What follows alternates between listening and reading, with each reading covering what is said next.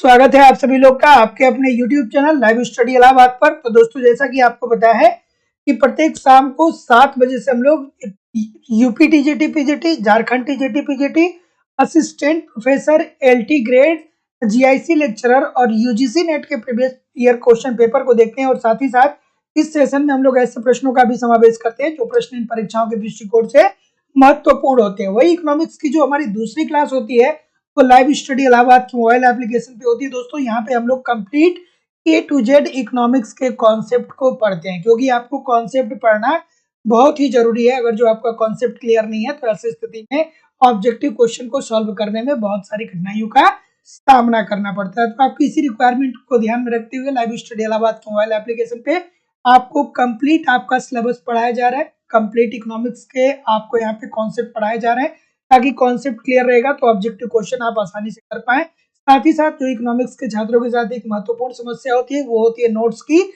या तो नोट्स मिलते नहीं है या मिल भी जाते हैं तो इतने कॉम्प्लिकेटेड होते हैं कि समझ में नहीं आता है पढ़ना क्या है छोड़ना क्या है। तो सिंपल, सटीक और साधारण भाषा में आपको ए टू जेड इकोनॉमिक्स के नोट्स भी दिए जा रहे हैं।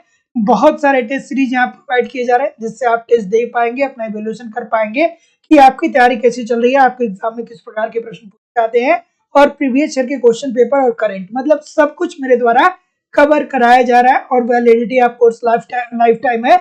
इट मींस एक बार एडमिशन लेते हैं तो आप हमारे साथ तब तक बने रहेंगे जब तक कि आपका सिलेक्शन हो नहीं जाता है। तो एडमिशन ओपन है। एडमिशन की फीस केवल और केवल 2000 रुपए है। यूपी टीजीटी पीजीटी का अलग बैच है, झारखंड टीजीटी पीजीटी का अलग बैच है। एडमिशन की फीस 2000 रुपए है। 2000 रुपए आपको इस नंबर पे पेमेंट करना होगा, गूगल पे, फोन पे या पेटीएम के माध्यम से। और इसका स्क्रीनशॉट आपको किसी व्हाट्सएप नंबर पे सेंड करना होगा। कोई भी इंक्वायरी होगी तो इस नंबर पे कॉल या व्हाट्सएप मैसेज कर सकते हैं। झारखंड पीजीटी का भी दोस्तों, जैसा कि आपको पता है कि डेट आ चुका है, तो यहाँ भी आपको video classes, notes, test series, previous year के क्वेश्चन पेपर और झारखंड स्पेशल सब कुछ कवर कराए जाएंगे कम समय में, बेहतर ढंग से। आप अभी भी हमारे साथ लग करके तैयारी कर सकते हैं। एडमिशन की फीस 2000 रुपए है। इस नंबर पे पेमेंट करके आप एडमिशन कर सकते हैं। केवल आपको अगर जो इकोनॉमिक्स का नोट्स चाहिए तो लाइफ टाइम की वैलिडिटी के साथ नोट्स उपलब्ध है। साथ ही साथ टेस्ट सीरीज भी उपलब्ध है। तो टेस्ट सीरीज तो सबको देना चाहिए ताकि आप अपना इवेल्युएशन कर पाए कि आपकी तैयारी कैसी चल रही है और आपके एग्जाम में किस प्रकार के प्रश्न पूछे जाते हैं। लेकिन अगर जो आप कॉन्सेप्ट की क्लास ज्वाइन करते हैं तो आपको अलग से नोट्स या टेस्ट सीरीज या प्रीवियस ईयर क्वेश्चन पेपर को परचेज करने की जरूरत नहीं होगी। आपके बैच में सारी चीजें प्रोवाइड कराई जाएंगी। चलिए, बिल्कुल ठीक है। Good evening everybody. आप लोग के सामने पहला प्रश्न ये रहा कि हस्तांतरण आय का तात्पर्य क्या है। चलिए, पीजीटी में बहुत बार ये प्रश्न पूछा गया है लेकिन ऑप्शन जो होता है वो सेम नहीं होता है। चलिए, इस प्रश्न का उत्तर करिए भैया। बिल्कुल ठीक है। चलिए, तो जैसा कि मैं देख पा रहा हूं, क्या उत्तर आ रहा है भाई? बिल्कुल ठीक है।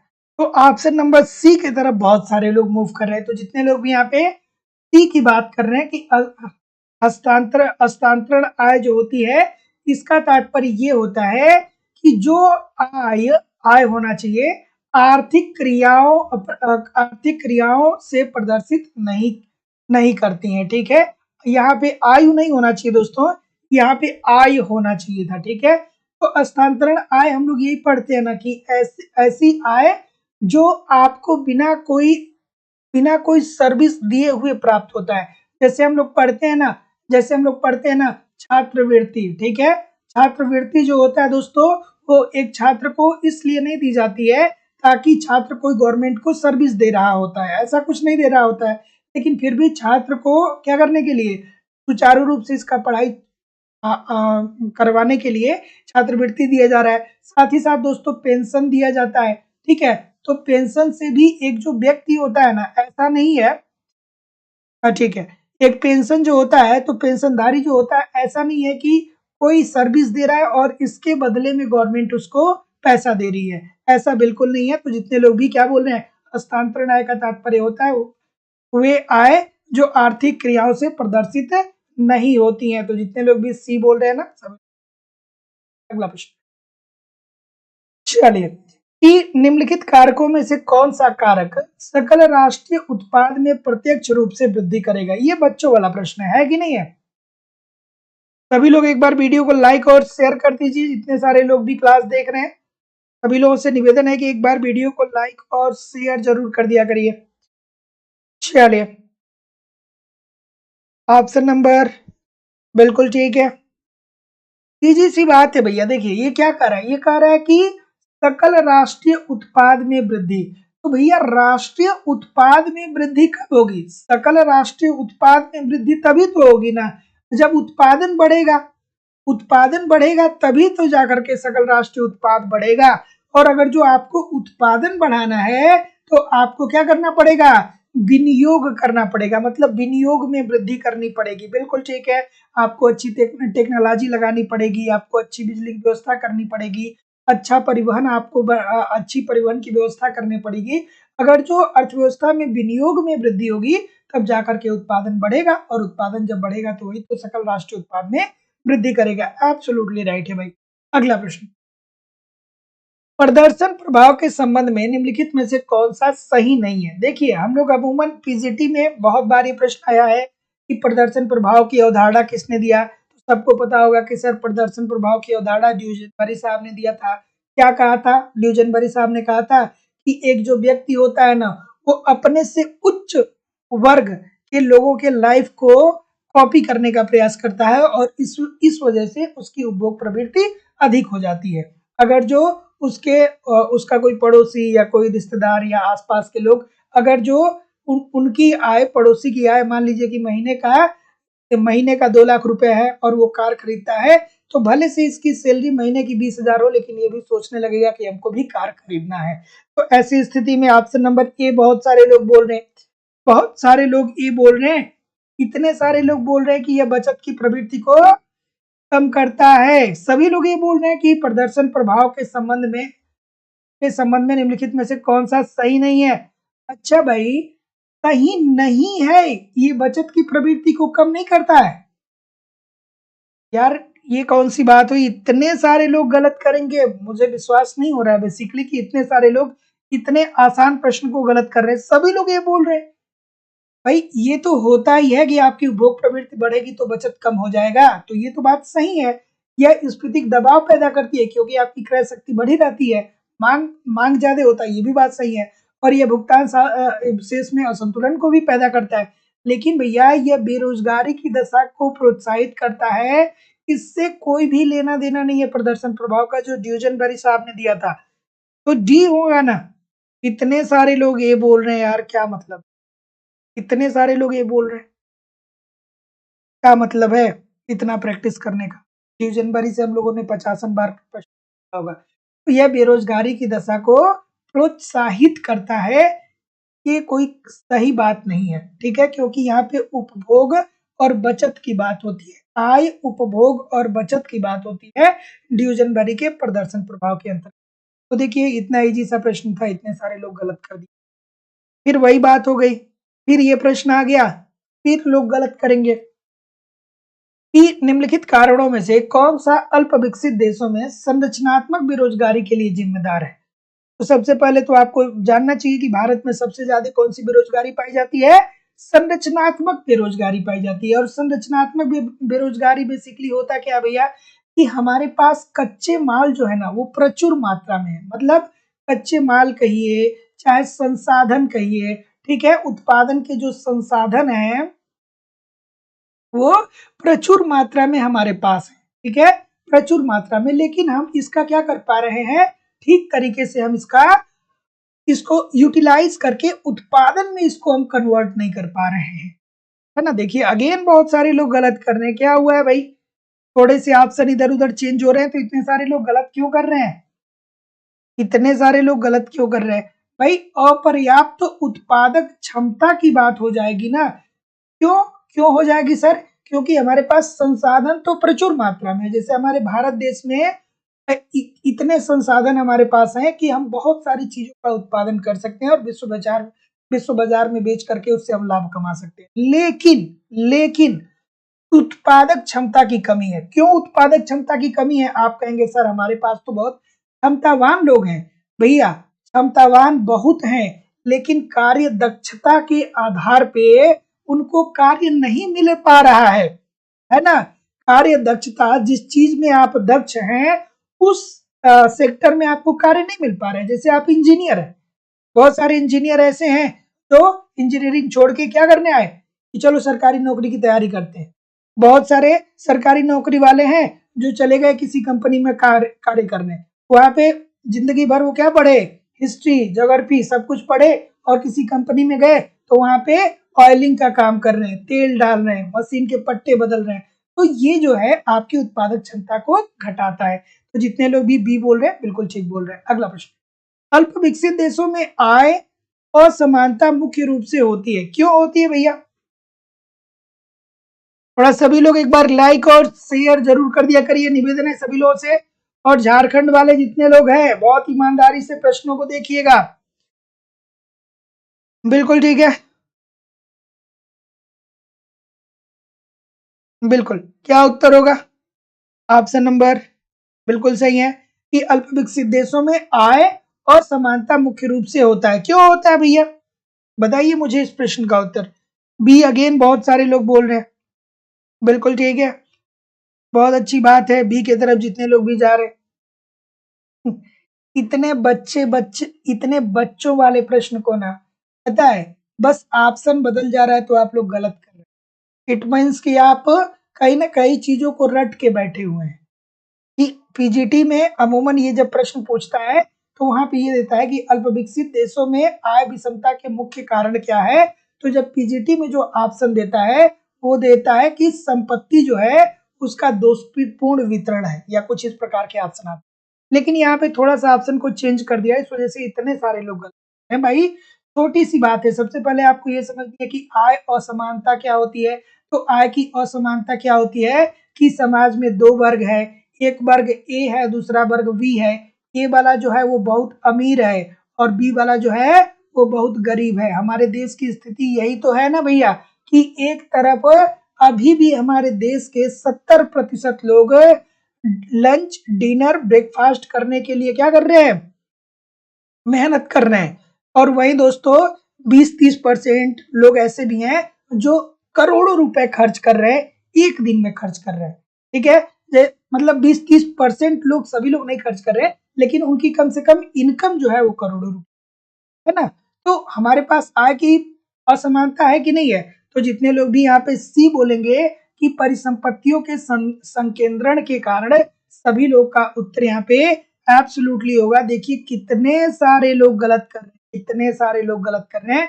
परिसंपत्तियों के संकेंद्रण के कारण हमारे पास क्या है, संपत्ति जो है, जो संपत्ति है वो अमीर के पास ज्यादा है, गरीब के पास 9 के बराबर है। हम उसी देश में निवास करते हैं जिस देश का प्राइम मिनिस्टर एक दिन में 1.5 करोड़ रुपया केवल सिक्योरिटी पर खर्च करता है। ठीक है, अगर जो प्राइम मिनिस्टर हैं तो उनकी सिक्योरिटी में लगभग एक दिन में 1.5 करोड़ रुपए खर्च किए जाते हैं। और वहीं दूसरी तरफ दोस्तों कम से कम 50 करोड़ लोग ऐसे हैं जो 2 वक्त की रोटी नहीं खा पा रहे हैं। ठीक है, तो जितने लोग भी सी बोल रहे हैं सभी लोग का उत्तर बिल्कुल सही। अगला प्रश्न, हेरड के विकास मॉडल में क्या सत्य नहीं है भाई, बताइए। और वो 1.5 करोड़ रुपए कौन दे रहा है? आप दे रहे हैं, बिस्किट खरीद रहे हैं, दूध खरीद रहे हैं, आपकी जेब से पैसा जा रहा है ना। चलिए इस प्रश्न का उत्तर करिए कि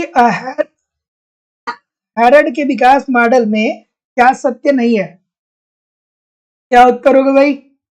हेरड साहब की बात हो रही है, बिल्कुल ठीक है, बिल्कुल ठीक है, बिल्कुल ठीक है। तो जितने लोग भी ये बोल रहे हैं बहुत गलतियां हो रही हैं, बहुत गलतियां हो रही हैं। सत्य नहीं है की बात बोल रहे हैं भैया, क्या सत्य नहीं है, नहीं है की बात बोल रहा है। देखिए थोड़ा ध्यान से करिए, क्या सत्य नहीं है? बिल्कुल ठीक है, सीमांत उपभोग बदलता है, ये तो सत्य है। सीमांत बचत प्रवृत्ति स्थिर रहती है, बात ये भी।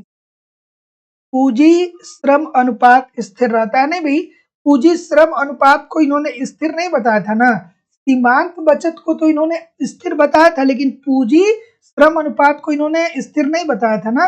तो जितने लोग भी ऑप्शन नंबर सी बोल रहे हैं सभी लोग का उत्तर बिल्कुल है। ब्याज की दर को भी इन्होंने परिवर्तनशील बताया था। साथ ही साथ दोस्तों इन्होंने सरकारी हस्तक्षेप के अभाव की भी बात की थी। तो according to the question C this is the right answer हो जाएगा। अगला प्रश्न कि योजनाओं के अंतर्गत औद्योगिक विकास का मूल उद्देश्य क्या रहा है। चलिए, जो योजनाएं बनी है, जैसे मान लीजिए आप आसान भाषा में कहूं तो जो पंचवर्षीय योजनाएं बनी है, उसमें उद्योगों का विकास करने के लिए, क्यों उद्योग का विकास करने का मूल उद्देश्य क्या था, क्यों हम उद्योगों को विकास की तरफ जा रहे हैं। तो उद्योगों को विकास करने के लिए सोच रहे हैं कि हमारे देश के उद्योग विकसित हो। चलिए, क्या उत्तर होगा भाई। ऑप्शन नंबर अगेन इजी सी बात है, इजी सी बात है। क्या उत्तर होगा, बिल्कुल ठीक है। तो जितने लोग भी डी बोलेंगे, ये प्रश्न आसान है सबके लिए, क्योंकि आधारभूत उद्योगों का सार्वजनिक क्षेत्रों में हम क्या करते हैं, विकास करें। जो आधारभूत उद्योग है, मतलब जिन लोग जो बेसिक नीड्स हैं उसकी पूर्ति हम अपने उद्योग, ऐसे आधारभूत उद्योगों की हम लोग स्थापना करें जिससे समाज को जो उनके नीड्स हैं वो उसकी पूर्ति हो पाए, जो आवश्यकताएं हैं उसकी पूर्ति हो पाए। तो जितने लोग भी डी बोल रहे हैं सभी लोग का उत्तर यहाँ पे बिल्कुल है। तो योजनाओं के अंतर्गत औद्योगिक विकास का मूल है कि हम आधारभूत उद्योगों का सार्वजनिक क्षेत्र में विकास कर सके, ताकि लोगों की जो मांग है, बेसिक मांग है, उसकी हो सके। अगला प्रश्न, निम्नलिखित में से विकास का आर्थिक निर्धारक कौन नहीं है। अब देखिए, ये भी प्रश्न जो है ये बहुत सारे लोग को कंफ्यूज करता है। और झारखंड से जितने लोग भी जुड़े हैं, सेशन आपके लिए इंपॉर्टेंट होने वाला है। एक बात समझिए, क्योंकि इंडियन इकोनॉमी के प्रश्न ज्यादा हैं, है ना, तो थोड़ा आराम से करिएगा और इस प्रकार के प्रश्न आपके पेपर में ज्यादा देखने को मिलते हैं। चलिए, क्या उत्तर होगा भाई। ऑप्शन नंबर बिल्कुल सही है, बिल्कुल ठीक है। तो देखिए, आर्थिक निर्धारक, कोई देश आर्थिक विकास कर रहा है कि नहीं कर रहा है, तो प्राकृतिक संसाधन होंगे भैया, तो जाहिर सी बात है कि उत्पादन का स्तर बढ़ाया जा सकता है। मानवीय साधन, कुशल मानव होंगे तो उत्पादन का स्तर बढ़ाया जाएगा। तकनीकी विकास होगा तो भी हम उत्पादन के साधनों को बढ़ा के कह सकते हैं कि हम आर्थिक विकास के पथ पे अग्रसर है। लेकिन गवर्नमेंट डजंट मैटर, ठीक है, मतलब प्रजातांत्रिक सरकार कोई बहुत ये नहीं है, किसी भी प्रकार की गवर्नमेंट हो सकती है, तो वो आर्थिक विकास कर सकता है। तो जितने लोग भी डी बोल रहे हैं बिल्कुल ठीक है। अगला प्रश्न, एक राष्ट्रीय उत्पाद और उसी तरह एक घरेलू उत्पाद के बीच का अंतर निम्न द्वारा निश्चित किया जाता है। और दोस्तों, कल मैराथन की क्लास हुई थी, तो उन सभी लोगों को बहुत बहुत बधाई की। बहुत सारे लोग ऐसे थे जो पूरा 4 से 5 घंटा क्लास को देखे थे। मैं आप लोगों के कमेंट को देख रहा था और बहुत सारे लोग वहां पे थे कल की क्लास में कि जो 4 से 5 घंटा पूरी क्लास को देखे।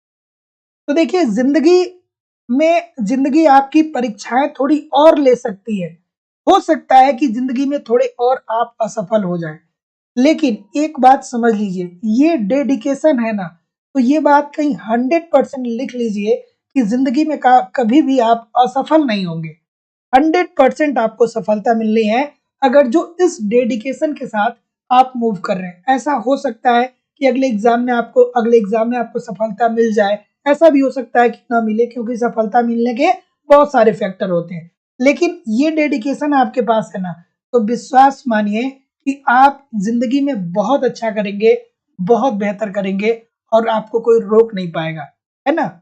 चलिए, आगे बढ़ते हैं हम लोग इस प्रश्न की तरफ कि एक राष्ट्रीय उत्पाद और उसी तरह एक घरेलू उत्पाद के बीच का अंतर निम्न द्वारा निश्चित होता है। तो किसके द्वारा निश्चित होता है भाई। ऑप्शन नंबर, जैसा कि मैं देख पा रहा हूं, बिल्कुल ठीक है, बिल्कुल ठीक है। ऑप्शन नंबर, क्या उत्तर आ रहा है।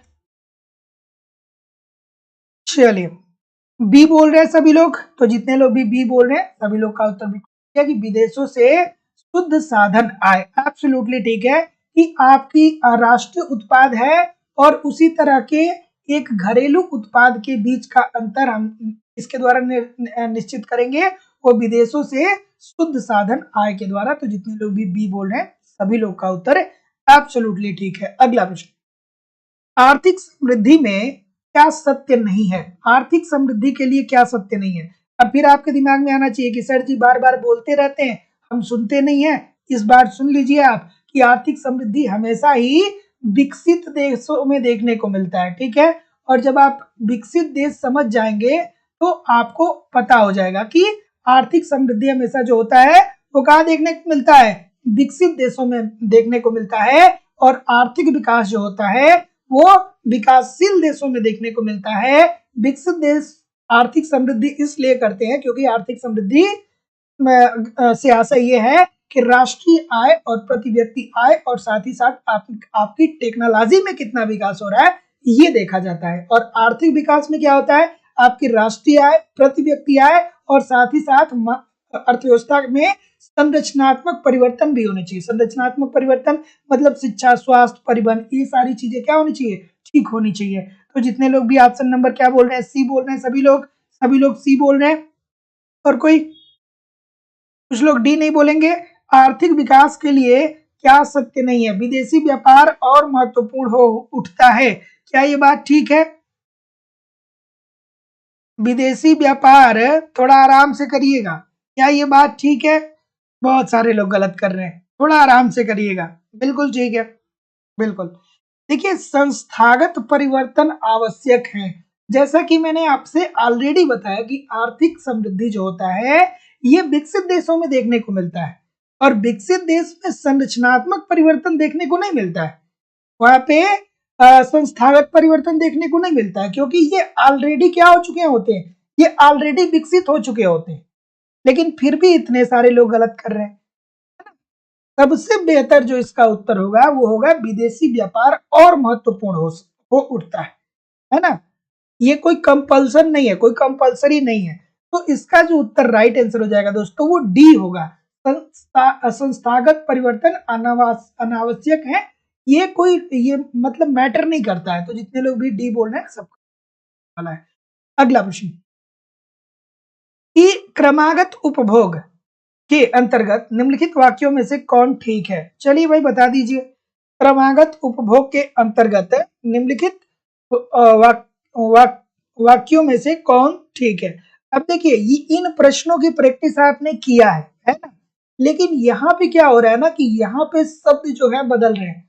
प्रश्न का जो कॉन्सेप्ट है वो सेम ही है, लेकिन जो वर्तमान 2-4 दिनों में जो 7 बजे से लाइव क्लास होती है उसमें आप लोग देख रहे होंगे कि जितना मैंने करवाया वहीं से प्रश्न आ रहे हैं। लेकिन यहाँ पे अब क्या हो रहा है? यहाँ पे थोड़े से शब्द बदल रहे हैं। प्रश्न वही है लेकिन थोड़े से उसके शब्द चेंज हो रहे हैं और इसके वजह से बहुत सारे लोग कंफ्यूजन क्रिएट करते हैं। चलिए क्या उत्तर होगा भाई? बी बोल रहे हैं, ए बोल रहे हैं बहुत सारे लोग कि सीमांत उपयोगिता घटती है, कुछ लोग कह रहे हैं सीमांत उपयोगिता बढ़ती है। बहुत अच्छी बात है भाई, बिल्कुल ठीक है। किसने दिया था? बिल्कुल ठीक है। कमेंट करके बताइए कि क्रमवाचक उपभोग की बात कौन अर्थशास्त्री करते हैं? तो क्या कहते हैं भैया? ये कहते हैं कि जब किसी वस्तु की इकाइयों में आप वृद्धि करते चले जाते हैं तो उससे मिलने वाली सीमांत उपयोगिता क्या होने लगती है? कम होने लगती है। जैसे अगर जो आपके पास है पहली कार आपके घर में आएगी तो पहली कार बहुत महत्वपूर्ण आपके लिए होगी, लेकिन दूसरी, तीसरी, चौथी, पांचवी अगर जो इस तरीके से इतनी सारी कार आपके घर में आने लगे तो वो उपयोगिता दूसरी या तीसरी या चौथी नहीं देगी जो पहली वाली उपयोगिता, पहली कार आपको जितनी उपयोगिता दे रही थी। तो मार्शल साहब ने कहा था। तो इसको और किस नियम से जानते हैं? कमेंट करके हमको बताइएगा। इसे और किस नियम के नाम से जाना जाता है? चलिए इस प्रश्न का उत्तर बताएं कि समरूप लागत स्थितियों वाले पूर्ण प्रतियोगी उद्योग की तुलना में एकाधिकारी। ये तो आसान सा प्रश्न है, ये तो बहुत आसान सा प्रश्न है भाई, सबको आना चाहिए। कोई गलत करेगा क्या? कोई गलत नहीं करना चाहिए, ठीक है। तो समरूप लागत स्थिति वाले पूर्ण प्रतियोगी उद्योग की तुलना में जो एकाधिकारी होता है ना वो क्या करता है? बेसिकली वो कम मात्रा में उत्पादन करता है, ठीक है। जो एकाधिकारी होता है वो दो तरीके से लाभ कमाता है। पहला तो ये क्या करता है कि जितनी मांग होती है अर्थव्यवस्था में, जितनी मांग होती है उससे क्या करता है? उससे कम पूर्ति करता है, ठीक है।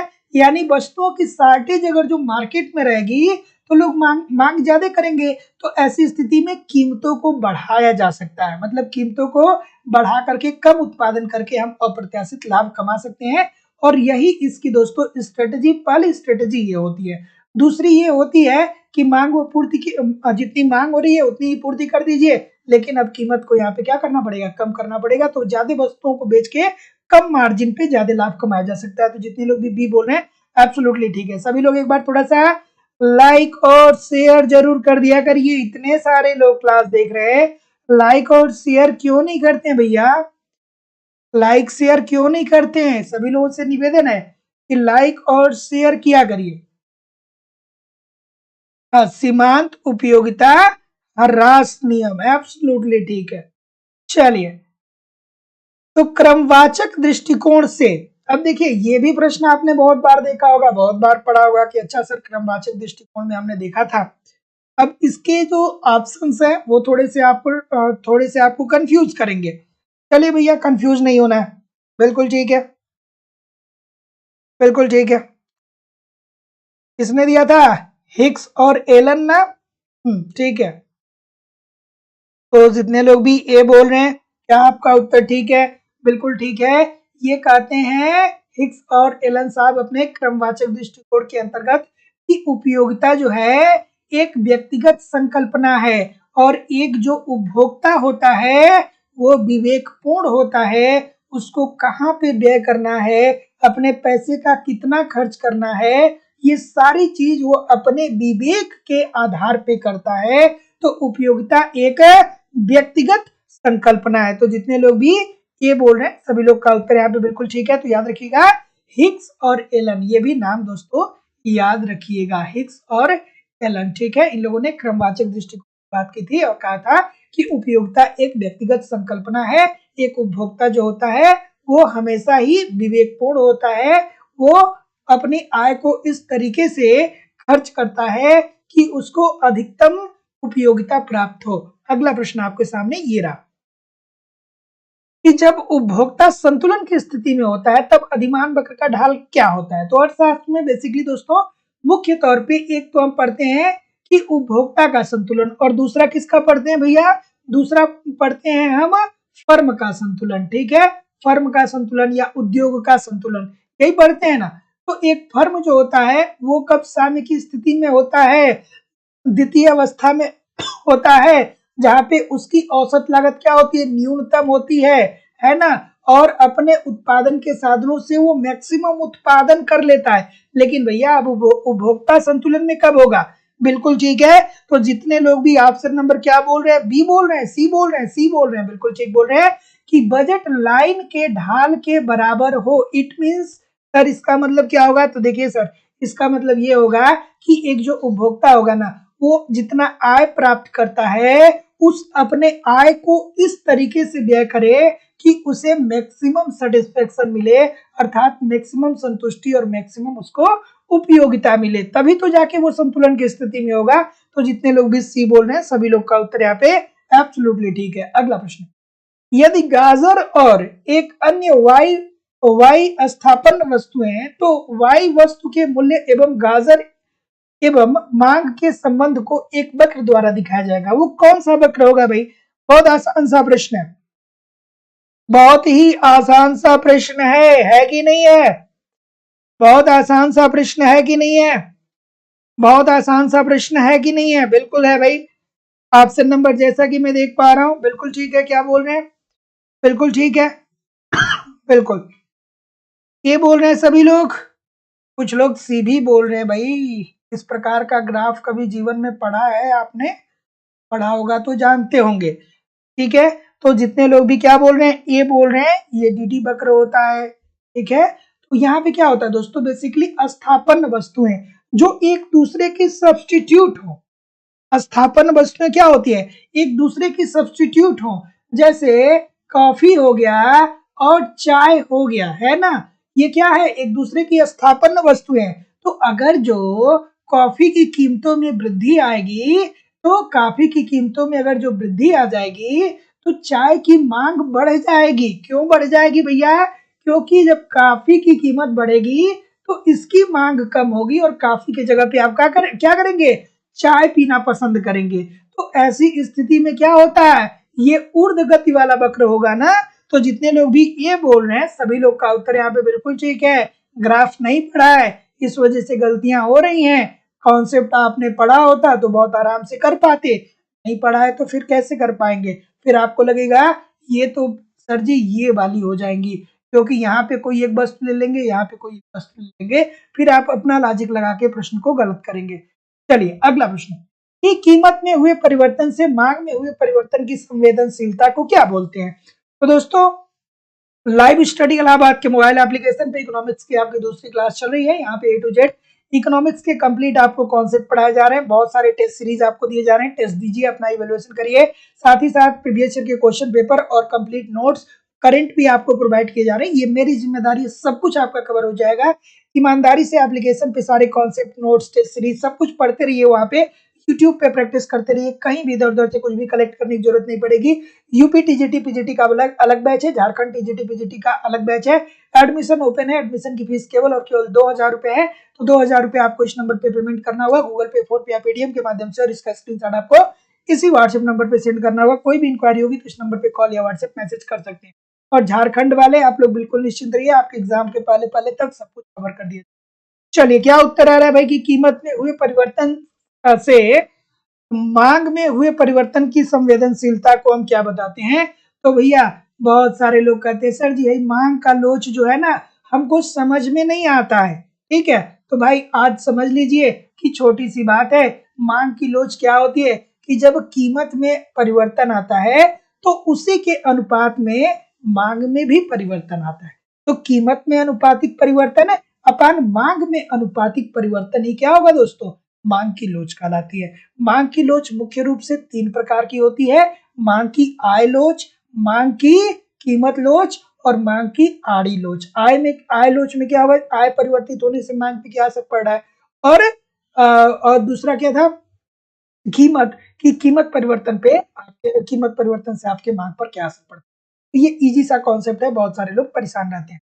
अगला प्रश्न, कि दीर्घकालीन औसत लागत वक्र हमें क्या बताता है भाई। चलिए बताइए, जितने लोग लाइक शेयर नहीं किए लाइक शेयर जरूर किया करिए। कि दीर्घकालीन औसत लागत वक्र क्या बताता है। ऑप्शन नंबर जैसा कि मैं देख पा रहा हूं, क्या उत्तर आ रहा है भाई, बिल्कुल ठीक है, डी बोल रहे हैं। दीर्घकालीन औसत लागत वक्र क्या बताता है, थोड़ा कॉमन सेंस लगाएंगे, इस प्रश्न का उत्तर पाएंगे। ठीक है, ऑप्शन नंबर ए बोल रहे हैं सभी लोग, कुछ लोग ए, कुछ लोग बी, कुछ लोग डी, बहुत अच्छी बात है भाई। दीर्घकालीन औसत लागत वक्र दिखलाता है, क्या दिखलाता है। अब बहुत सारे लोग कहेंगे कि सर जी ऑप्शन नंबर डी बहुत बड़ा है, इसीलिए ऑप्शन नंबर डी जो होगा इसका राइट आंसर। तो इसका डी अगेन आप लोगों ने गलत किया था एक बार, अभी कुछ दिन पहले ये प्रश्न आया था, और आज के बाद आपसे निवेदन है ना, कि गलत ना करिएगा, क्योंकि ये प्रश्न लगातार नहीं आते हैं, कभी कभार आते हैं, है ना।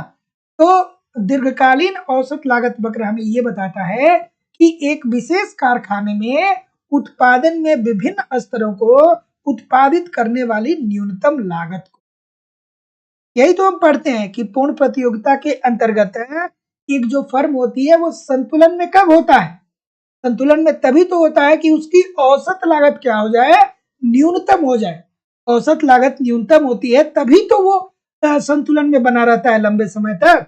तो जितने लोग भी डी बोल रहे हैं सभी लोग का उत्तर यहाँ पे बिल्कुल ठीक हो जाएगा। सॉरी, जितने लोग भी ए बोल रहे हैं सभी लोग का उत्तर यहाँ पे बिल्कुल ठीक हो जाएगा। देखिए आपके चलते ही मैं भी गलत कर दी। हाँ ठीक है, तो दीर्घकालीन औसत लागत वक्र का मतलब ये है कि एक जो फर्म होता है वो दीर्घकाल में कहाँ पे संतुलन में होगा। तो भैया एक फर्म संतुलन में तभी तो होता है जब उसकी औसत लागत क्या होती है, न्यूनतम होती है। उस औसत लागत पे उस अपने उत्पादन के संसाधनों से वो मैक्सिमम उत्पादन करता है। तो भी ए बोल रहे हैं, ठीक बोल रहे हैं। अगला, भीतरी मुद्रा क्या है भाई, भीतरी मुद्रा क्या है।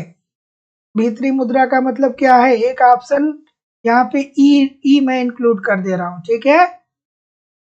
ई ऑप्शन मैं इंक्लूड कर रहा हूँ और यहाँ पे मैं लिख दे रहा हूँ घरेलू बचत, घरेलू बचत, है ना। और एक और ऑप्शन लिख दे रहा हूँ एफ, ठीक है। एक ऑप्शन और लिख दे रहा हूँ एफ। एफ में क्या लिख दूं? महिलाओं के पास जमा, है ना, ठीक है।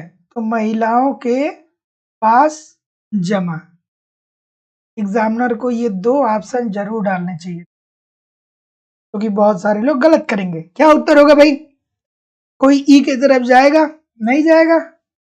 भीतरी मुद्रा क्या होती है? तो सरकार द्वारा जारी की गई मुद्रा। सभी लोग एक ही तरफ जा रहे हैं। मेजॉरिटी में जाना है क्या? मेजॉरिटी में जाना है क्या? बच्चों वाले प्रश्न को इतने बड़े बड़े लोग गलत कर रहे हैं। वाणिज्यिक बैंकों द्वारा निजी क्षेत्र के लिए साख का जो निर्माण होता है उसको हम भीतरी मुद्रा बोलते हैं। बात को ध्यान में रखिएगा। वैधानिक मुद्रा प्रश्न पूछता है, वैधानिक मुद्रा क्या होता है? तो वैधानिक मुद्रा जो होता है वो जो आरबीआई जारी करता है उसे हम वैधानिक मुद्रा बोलते हैं। और भीतरी मुद्रा वह मुद्रा होती है जो वाणिज्यिक बैंकों द्वारा निजी क्षेत्रों के लिए साख का निर्माण करता है। तो सी this is the right answer हो जाएगा। बहुत गलतियां हो रही है आज के सेशन में, और बस इसीलिए गलतियां हो रही हैं क्योंकि ऑप्शन बदल चेंज हो रहा है। ये सारे प्रश्न आप लोगों ने देखा है, लेकिन आज के सेशन में बहुत मतलब मैक्सिमम प्रश्नों में आपको वो ऑप्शन जो है ना वो थोड़ा सा घुमा फिरा के दिया गया है।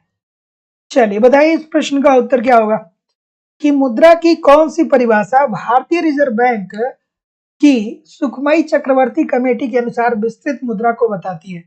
अब कुछ लोग कहेंगे सर जी बहुत मुश्किल से हम ऑप्शन याद कर लेते हैं और आप आते हैं तो ऑप्शन ही बदल देते हैं, है ना, ठीक है। खास ये बहुत सारे लोग कहते हैं सर बहुत मुश्किल से याद होता है और आप ऑप्शन ही बदल देते हैं। तो भाई जैसा प्रश्न होगा वैसा ही तो किया जाएगा, है कि नहीं? जैसा प्रश्न होगा वैसे ही तो उत्तर किया जाएगा। तो क्या उत्तर होगा भाई? ऑप्शन नंबर, बिल्कुल ठीक है। क्या बोल रहे हैं? डी सभी लोग बोल रहे हैं, अच्छी बात है भाई। डी के तरफ सभी लोग जा रहे हैं, बहुत अच्छी बात है। और कोई डी के अलावा? और कोई डी के अलावा नहीं है? कुछ लोग सी, बहुत सारी गलतियां आ रही हैं, बहुत सारी गलतियां आ रही हैं। कुछ लोग सी बोल रहे हैं कि सर जी सी होगा, कुछ लोग डी बोल रहे हैं। और कोई भैया? सभी लोग थोड़ा थोड़ा बोल लीजिए, फिर हम लोग आगे बढ़ते हैं। बिल्कुल ठीक है, बिल्कुल ठीक है। तो जितने लोग भी सी बोल रहे हैं कि करेंसी बैंकों में मांग निरपेक्ष प्लस बैंकों के सावधि निरपेक्ष, सभी लोगों का उत्तर यहाँ पे एब्सोल्युटली ठीक है। और M3 को हम क्या बोलते हैं? विस्तृत मुद्रा बोलते हैं। और विस्तृत मुद्रा में करेंसी को हम शामिल करते हैं। करेंसी साथ ही साथ बैंकों के मांग निरपेक्ष और बैंकों के सावधि निरपेक्ष। अगला प्रश्न, संरचनात्मक स्फीति उत्पन्न होती है। संरचनात्मक स्फीति कब उत्पन्न होती है भाई? चलिए क्या उत्तर होगा भाई? बिल्कुल ठीक है। तो जैसा कि मैं देख पा रहा हूं क्या उत्तर आ रहा है, संरचनात्मक स्फीति कब उत्पन्न होगी?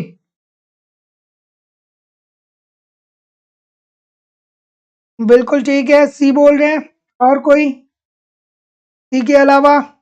चलिए आराम से करिए, कुछ लोग डी भी बता रहे हैं। और कोई?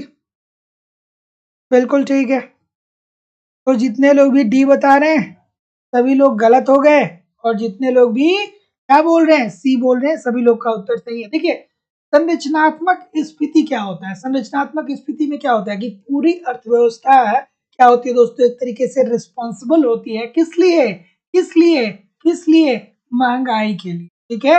महंगाई लाने में एक तरीके से क्या होती है कि पूरी अर्थव्यवस्था इन्वॉल्व होती है। तो इसमें बाजार की अपूर्णताओं के कारण, अब बाजार की अपूर्णता कैसी है, मतलब क्या है कि हमारे पास क्या है कि बाजार नहीं है कि हम अपने प्रोडक्ट को बेच पाए। अब आप कहेंगे सर क्यों नहीं बाजार है? तो भारत एक गांव का देश है और हमारे देश में बहुत सारे किसान ऐसे हैं कि जो उत्पादन तो करते हैं, ठीक है, उत्पादन करते हैं, लेकिन उसके बावजूद भी उनकी वस्तुओं का उनके प्रोडक्ट की बिक्री नहीं हो पाती है, तो बाद में चल के वो सड़कों पे फेंक देते हैं या 1 रुपए 2 रुपए केजी के हिसाब से वो बेच देते हैं। तो हमारे पास गवर्नमेंट ने क्या किया है कि बाजार हमको नहीं दिया है कि जहाँ पे डायरेक्ट एक क्या करे, डायरेक्ट एक किसान बाजार में जाके वस्तुओं को बेच पाए। व्यापारी के पास जाएगा, व्यापारी बेचेगा बाजार में ले जा करके। तो ये बिल्कुल ठीक है भाई। उत्पादन के पूरक साधनों की कमी के कारण, बिल्कुल ठीक है भैया, हमारे पास उत्पादनों के पूरक साधनों की कमी है। आप गाँव में रहते होंगे तो देखते होंगे कि जब पानी की जरूरत होती होगी फसलों में तो पानी नहीं होता होगा, और जब पानी की जरूरत नहीं होती है तब इतना पानी होता है कि जबरदस्ती पानी आपके खेत में आता है। तो जितने लोग भी सी बोल रहे हैं बिल्कुल ठीक बोल रहे हैं। अगला प्रश्न, सूची 1 सूची 2 सुमेलित कर दीजिए भाई। कल महामैराथन की क्लास में मजा आया था कि नहीं आया था? कल महामैराथन वाली क्लास में मजा आया था? बताइए कमेंट करके मुझे, बहुत कुछ सीखने को मिला होगा। चलिए, क्या उत्तर होगा भाई? मुद्रास्फीति का अतिरेक मांग मॉडल किसने दिया था? अच्छा सा प्रश्न है, बहुत कम आपने प्रैक्टिस किया होगा इसका। क्या उत्तर होगा?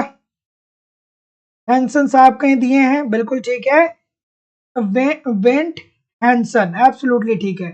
लाभ तथा समृद्धि का मॉडल की बात करें तो कहाँ गए? पैसिनेटी, हाँ दिए तो हैं, हाँ बिल्कुल दिए हैं। विनियोग के मुद्रा प्रवाह की बात करें तो भैया ये तो ड्यूजनबरी साहब की है, और भीतरी मुद्रा तथा भीतरी मुद्रा तथा वाय मुद्रा गुरली व साने। स्क्रीनशॉट लेकर के रख लीजिएगा, 1-2 बार रिवाइज कर लीजिएगा। अगला प्रश्न, निम्नलिखित में से कौन सा एक क्रियात्मक वित्त का उद्देश्य है? क्रियात्मक वित्त का उद्देश्य कौन है? क्रियात्मक वित्त की अवधारणा किसने दी थी भाई?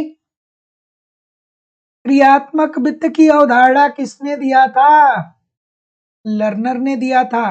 और कार्यशील वित्त की बात किसने की थी? कार्यशील वित्त की बात किसने की थी? कार्यशील वित्त की बात किसने की थी? कमेंट करके आपको बताना है कि भैया क्रियात्मक वित्त की बात लर्नर और किन्स, इनको भी याद रखिएगा, ये भी जुड़े हुए हैं, कभी पूछे जाते हैं। बिल्कुल ठीक है। तो जितने लोग भी क्या बोल रहे हैं, बिल्कुल ठीक है। ऑप्शन नंबर ये बोल रहे हैं, ये बोल रहे हैं बहुत सारे लोग। बलजीत सिंह, बिल्कुल ठीक है। तो कार्यशील वित्त की बात किसने किया था? बलजीत सिंह ने किया था, बलजीत सिंह ने किया था, ठीक है। और कार्यशील वित्त की बात करें तो क्रियात्मक वित्त की बात करें तो लर्नर और किन्स। तो जितने लोग भी यहाँ पे क्या बोल रहे हैं, बिल्कुल ठीक है, ए बोल रहे हैं। तो A according to the question this is the right answer हो जाएगा कि आर्थिक स्थिरता के साथ क्या करें हम? पूर्ण रोजगार की प्राप्ति कर पाए। तो according to the question option number A है कि क्रियात्मक वित्त का उद्देश्य ये था कि हमको आर्थिक स्थिरता मिले, मतलब क्या हो कि विषमता न बढ़े, अर्थव्यवस्था में कोई विषमता न बढ़े, और साथ ही साथ में पूर्ण की प्राप्ति हो। तो भी ए बोल रहे हैं, ठीक। अगला प्रश्न, राजकोषीय नीति सर्वाधिक प्रभावशाली होती है जब। अब देखिए ये जो प्रश्न है ना दोस्तों, इसके लिए आपको कॉन्सेप्ट पढ़ना पड़ेगा। बिना कॉन्सेप्ट के 1-2 लाइन में इस कॉन्सेप्ट इस प्रश्न को डिफाइन नहीं किया जा सकता है ना। 1-2 लाइन में अगर जो चाहे तो कोई इसको डिफाइन नहीं कर पाएगा, क्योंकि इसके पीछे पूरा लंबा चौड़ा कॉन्सेप्ट है। तो चलिए बताइए भाई, चलिए राम नरेश जी, प्रदीप जी, शोभा जी, तानवी सिंह जी, अभय पांडे जी, IM जी, शिक्षा जी, रुखसार खातून जी, सभी लोग करिए इस प्रश्न का उत्तर। ऑप्शन नंबर, इतना स्लो उत्तर क्यों दे रहे हैं भैया? कुछ तो बोलिए, कुछ तो बोलिए, क्या उत्तर होगा इसका? देखिए ऊपर से बी चला दिए 2 लोग, नीचे के लोग बी, कुछ मैक्सिमम लोग जा रहे हैं, कुछ लोग डी भी बता रहे हैं। जो सही है वो कोई नहीं बताएगा, है ना। तुक्का भी मारेंगे तो ऐसा नहीं मारेंगे कि सही हो जाए, ठीक है, क्योंकि देखिए अभी तक किसी ने भी सी नहीं बताया, और इसका राइट आंसर क्या हो जाएगा? सी ही होगा कि दोनों आईएस तथा एलएम अनुसूचियों का ढाल शून्य से अधिक तथा अनंत से कम होता है। आप जाकर के इस प्रश्न का स्क्रीनशॉट ले लीजिए और इस प्रश्न को सर्च करिएगा, इसके कॉन्सेप्ट को जरूर पढ़िएगा, है ना।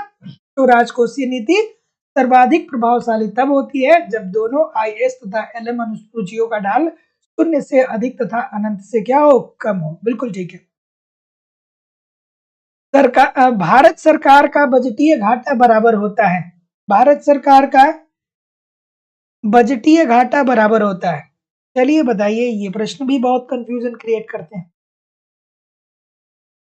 थोड़ा लाइक शेयर किया करिए, निवेदन है सभी लोगों से। इतने सारे लोग क्लास देख रहे हैं फिर भी लाइक और शेयर की संख्या बहुत कम। थोड़ा लाइक शेयर जरूर किया करिए। क्या उत्तर होगा भैया? बिल्कुल ठीक है। चलिए, ऑप्शन नंबर बी बोल रहे हैं बहुत सारे लोग।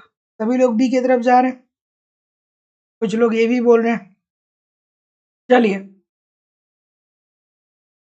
एब्सोल्युटली ठीक है, एब्सोल्युटली 100% ठीक है। जैसा कि पहला उत्तर मैं शिखा सिंह जी का देख रहा हूँ, बेहतरीन है बिल्कुल। तो क्या होगा? डी होगा इसका उत्तर। बिल्कुल ठीक है, बिल्कुल ठीक है। देखिए, बाजार उधार को घटाकर कुल व्यय के, क्या ये बात ठीक है? देखिए, ये कह रहा है कि भारत सरकार का जो बजटीय घाटा बराबर होता है वो होता है कि जो बाजार उधार है उसको हम घटा दें कुल व्यय के। तो जितने लोग भी डी बोल रहे हैं सभी लोगों का उत्तर यहाँ पे बिल्कुल ठीक है। यहाँ पे थोड़ा सा मिसप्रिंट दिया गया है, लेकिन आपको समझना चाहिए था कि ये कहना क्या चाहता है। तो ध्यान से सुनिए, ये कहना क्या चाहता है कि भारत सरकार का बजटीय घाटा बराबर जो होता है वो राजस्व प्राप्तियों तथा पूंजी प्राप्तियों को घटा करके राजस्व प्राप्तियों तथा पूंजी प्राप्तियों को घटा करके कुल राजस्व तथा पूंजी व्यय के बराबर होता है। यहाँ पे थोड़ा सा इसको और देना चाहिए था, कुछ यहाँ पे मिसप्रिंट कर दिया गया है। या तो इसको बढ़ा के देना चाहिए था या इसको बढ़ा के देना, ठीक है। तो डी उत्तर इसका राइट होना चाहिए। यहाँ पे मिसप्रिंट की बात है, मिसप्रिंट यहाँ पे है, इस वजह से भी शायद बहुत सारे लोग गलत। अगला प्रश्न, निम्नलिखित अर्थशास्त्रियों में से किस अर्थशास्त्री डाल्टन के अधिकतम सामाजिक लाभ को परिवर्तित किया? चलिए भैया, निम्नलिखित अर्थशास्त्रियों में से किस अर्थशास्त्री ने डाल्टन के अधिकतम सामाजिक लाभ सिद्धांत को परिवर्तित किया? डाल्टन साहब ने दिया था ना अधिकतम सामाजिक लाभ का सिद्धांत। क्या कहा था अधिकतम सामाजिक का लाभ के सिद्धांत के अंतर्गत? क्या कहा था? यही तो कहा था ना कि सीमांत त्याग और सीमांत लाभ दोनों बराबर होना चाहिए, ठीक है। समाज का सीमांत त्याग समाज के सीमांत लाभ के बराबर होना चाहिए। अर्थात जो टैक्स पेयर हैं, टैक्स पे करने से जितनी उनको हानि मिल रही है उतना ही लाभ उनको प्राप्त होना चाहिए। जहां पे गवर्नमेंट इन टैक्स पेयरों का पैसा क्या कर रही है, जो बेनिफिशियरी योजना चला करके लोगों तक पहुंचा रही है। तो जितने लोग भी बी बोलेंगे, क्या ठीक बोलेंगे? एब्सोल्युटली 100% ठीक बोलेंगे भैया कि मसग्रेव साहब ने। तो निम्नलिखित अर्थशास्त्रियों में से किस अर्थशास्त्री ने डाल्टन के अधिकतम सामाजिक लाभ सिद्धांत को परिवर्तित किया? तो वो था मसग्रेव का सिद्धांत। क्या कहा था इन्होंने, किसी को याद आ रहा है? अगला प्रश्न, कि विश्व व्यापार संगठन के एक प्रावधान के अनुसार मोस्ट फेवरेट राष्ट्र की स्थिति प्रदान की जाएगी। और कल दोस्तों, कल यूपी टीजीटी पीजीटी और झारखंड टीजीटी पीजीटी दोनों में एक टेस्ट आपको मिल जाएगा। कल 100% मिलेगा, ठीक है, कल 100% मिलेगा। मैंने शायद शनिवार को भी बोला था तो नहीं हो पाया, लेकिन कल आपको यूपी टीजीटी पीजीटी और झारखंड टीजीटी पीजीटी दोनों वाले बैच में कल एक नया टेस्ट आपको देखने को मिलेगा, ठीक है। 100% मिलेगा, कल पक्का मिलने वाला है। तो कल अटेम्प्ट करिएगा जरूर। क्या उत्तर होगा भाई? दोनों बैचेस में मिलेगा। क्या उत्तर होगा? बी की तरफ बहुत सारे लोग जा रहे हैं। और कोई? बिल्कुल ठीक है। तो जितने लोग भी बी बोल रहे हैं सभी लोग का उत्तर बिल्कुल ठीक नहीं है, और जितने लोग भी सी बोल रहे हैं सभी लोग का उत्तर सही है कि विश्व व्यापार संगठन के प्रावधानों के अनुसार है मोस्ट फेवरेट राष्ट्र की स्थिति किसको दी जाती है? जो विश्व व्यापार संगठन के जितने भी सदस्य देश हैं, अर्थात सभी सदस्य देशों को। तो जितने लोग भी क्या बोल रहे हैं यहाँ पे, सी बोल रहे हैं ना, सभी लोग का उत्तर बिल्कुल ठीक। अगला प्रश्न, निम्नलिखित अंतरराष्ट्रीय संगठनों पर विचार कीजिए और विचार करके आपको अब ये खुद से पता करना है कि इस प्रश्न में आखिरकार करना क्या है ना? खुद से विचार करना पड़ेगा, नहीं तो आप कहेंगे कि सर जी ये गलत दे दिया है, प्रश्न ही गलत दे दिया। तो इसको और क्या देना चाहिए कि इनको सही क्रम में, आरोही क्रम में सजाइए। तो जो पेपर दिया है वो भी बनाया है, वो भी जानता है कि अब आप इतने तो बच्चे रहे नहीं कि लिखना पड़े कि आरोही या अवरोही क्रम में सजाइए, तो इसलिए उसने दे दिया है। चलिए बता दीजिए मुझे। कुछ लोग सी के तरफ जा रहे हैं, बिल्कुल अच्छी बात है भैया। IMF अंतर्राष्ट्रीय मुद्रा कोष की स्थापना कब हुई? 1945 में, बिल्कुल ठीक है। उसके बाद गेट की स्थापना कब हुई? 1947 में। उसके बाद दोस्तों बात करें इसकी IFC 1956, और लास्ट में WTO, पता ही होगा आप लोगों को कि WTO जो है 1995। क्या है भाई, पहले नंबर पे कौन है? दूसरा है। दूसरे नंबर पे कौन है? पहला है। तीसरे नंबर पे कौन है? चौथा है। और चौथे नंबर पे कौन है? तीसरा है। 2, 1, 4 और 3 दिया है। 2, 2, 1 किसी में नहीं दिया है। ऑप्शन नंबर ई ले लीजिए। 2, 1, 4 और 3 तो जो ऑप्शन दिया गया है ये गलत दिया गया है। ऑप्शन नंबर ई जो हो जाएगा वो राइट आंसर हो जाएगा। E according to the right answer. चलिए इस प्रश्न का उत्तर करिए भाई, क्या उत्तर होगा? कथन दिया गया है और कारण दिया गया है। कथन और कारण। चलिए चलिए इस प्रश्न का उत्तर करिए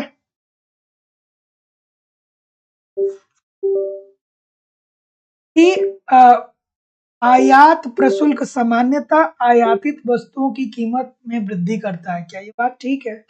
बात तो आसान लग रही है ना? क्या हुआ, क्या मैंने कुछ गलत बोल दिया क्या? नहीं है सर।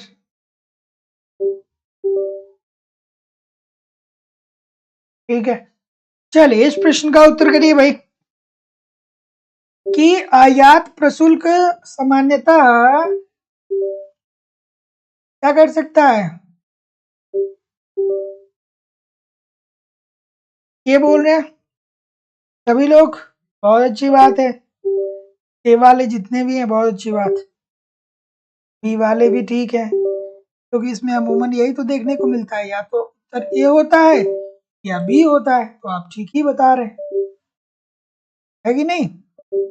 सही बता रहे हैं, बेहतर है, बहुत अच्छे, बहुत सही, बढ़िया है। चलिए भाई, क्यों गलती हो रही है? ऐसे प्रश्न में गलतियां क्यों हो रही है भाई? दिमाग बधा हुआ है क्या कहीं? आयात प्रशुल्क सामान्यतः आयातित वस्तु की कीमत में वृद्धि ला देता है। क्या ये बात ठीक है? ये बात कैसे ठीक है? ये बात कैसे ठीक है? ऐसा भी तो हो सकता है कि जो कंपनी, जो विश्व की दूसरी कंपनियां हैं, जो दूसरे देश की कंपनी है, जब जब सॉरी उद्योगपति जो है, जब प्रशुल्क लगाया जाए, टैक्स लगाया जाए, तो वो खुद ही वहन कर ले। कोई जरूरी नहीं है कि वो क्या करे कि जब इंडिया में वस्तुओं को उतारे, मान लीजिए कि चाइना जो है अगर जो इंडिया में वस्तुओं को बेच रहा है, तो चाइना की वस्तुओं पे अगर जो आयातित प्रशुल्क लगा दिया गया है, तो दो कंडीशन हो सकता है। एक तो ये हो सकता है कि चाइना का जो उद्योगपति है वो ये कहे चलो ठीक है, हम कीमत को ऊंचा करके मार्केट में बेचें, लेकिन वो जो टैक्स लगाया जा रहा है ना, वो खुद ही उसका भार उठा सकता है, खुद भी तो उठा सकता है ना। ऐसा थोड़ी है कि हमेशा वो कहता है कि नहीं भैया हम कीमतों को बढ़ा करके, मार्केट में ऐसा नहीं है। तो ये जो उत्तर हो जाएगा दोस्तों, पहला वाला जो है ये गलत हो जाएगा, पहला जो है वो असत्य हो जाएगा 100%। यह कीमत वृद्धि व्यापार में संलग्न देशों में पूर्ति की लोच एवं मांग की लोच पर निर्भर करता है। एब्सोल्युटली ठीक है, आप अपने प्रोडक्ट में कीमत की वृद्धि मांग व पूर्ति की लोच के आधार पे ही कर पाएंगे।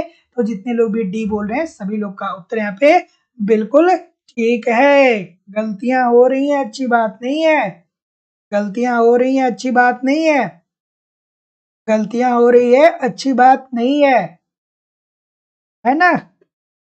आप अकेले नहीं हैं कि हार जाएंगे तो आपको केवल कष्ट होगा। इतने दिनों से मैं आपके साथ प्रयास कर रहा हूं, ठीक है, ये मेरे भी प्रेस्टीज का सवाल है। सिलेक्शन इस बार लेना है, लाइव स्टडी इलाहाबाद से बहुत सारे लोग का सिलेक्शन, पिछली बार भी बहुत सारे लोगों का हुआ, आप लोगों को समय समय पे बताया भी गया, ठीक है, लेकिन इस बार उससे भी ज्यादा होना चाहिए, ताकि जितने भी सेलेक्ट होके जाएं वो यही कहें कि हम भैया यहाँ पढ़े थे। वो बात अलग है कि जब सेलेक्ट हो जाते हैं तो कहते हैं क्या सर को। लेकिन हाँ, एक स्टूडेंट मुझे अभी भी याद है कि जब उनका उनका सिलेक्शन हुआ था, तो जब उनको 2021 वाले में जब उनका पीजीटी में सिलेक्शन हुआ, तो जब उनकी पहली सैलरी मिली तो उन्होंने पहली सैलरी मुझे दे दी और कही कि सर ये मतलब आपके चैनल से आपकी बातों को सुन करके हमने तैयारी किया है, सब कुछ जो भी किया है वो आपके साथ ही मिलके किया है, और ये मेरी पहली सैलरी है आपके लिए। तो इस भाव के भी लोग हैं, तो सबको ब्लेम करना उचित नहीं है। और उसमें कुछ लोग ऐसे भी हैं जो बात भी करते रहे, फोन भी करते रहे, लेकिन जब सिलेक्शन किया तो फोन ही नहीं किए। हाँ, ठीक है। तो आ, बस बात यह है कि जितना आपको जितनी उम्मीद आपको है उतनी ही उम्मीद आपसे मुझे भी है ना।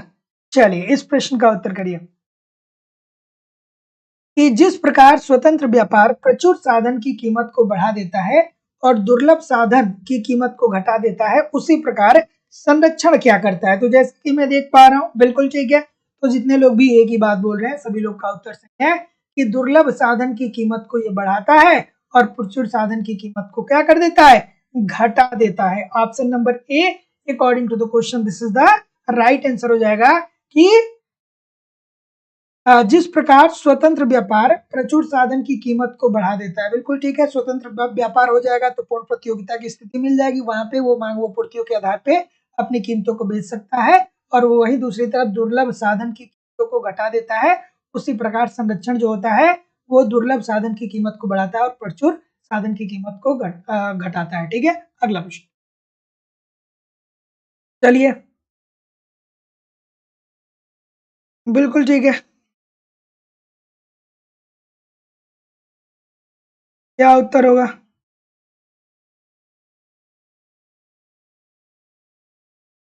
चलिए इस प्रश्न का उत्तर करिए।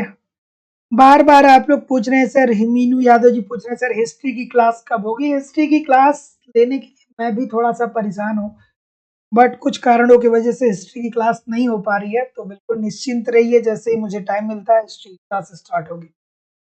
बिल्कुल ठीक है, क्या उत्तर होगा। ऑप्शन नंबर ए, कुछ लोग बी बोल रहे हैं।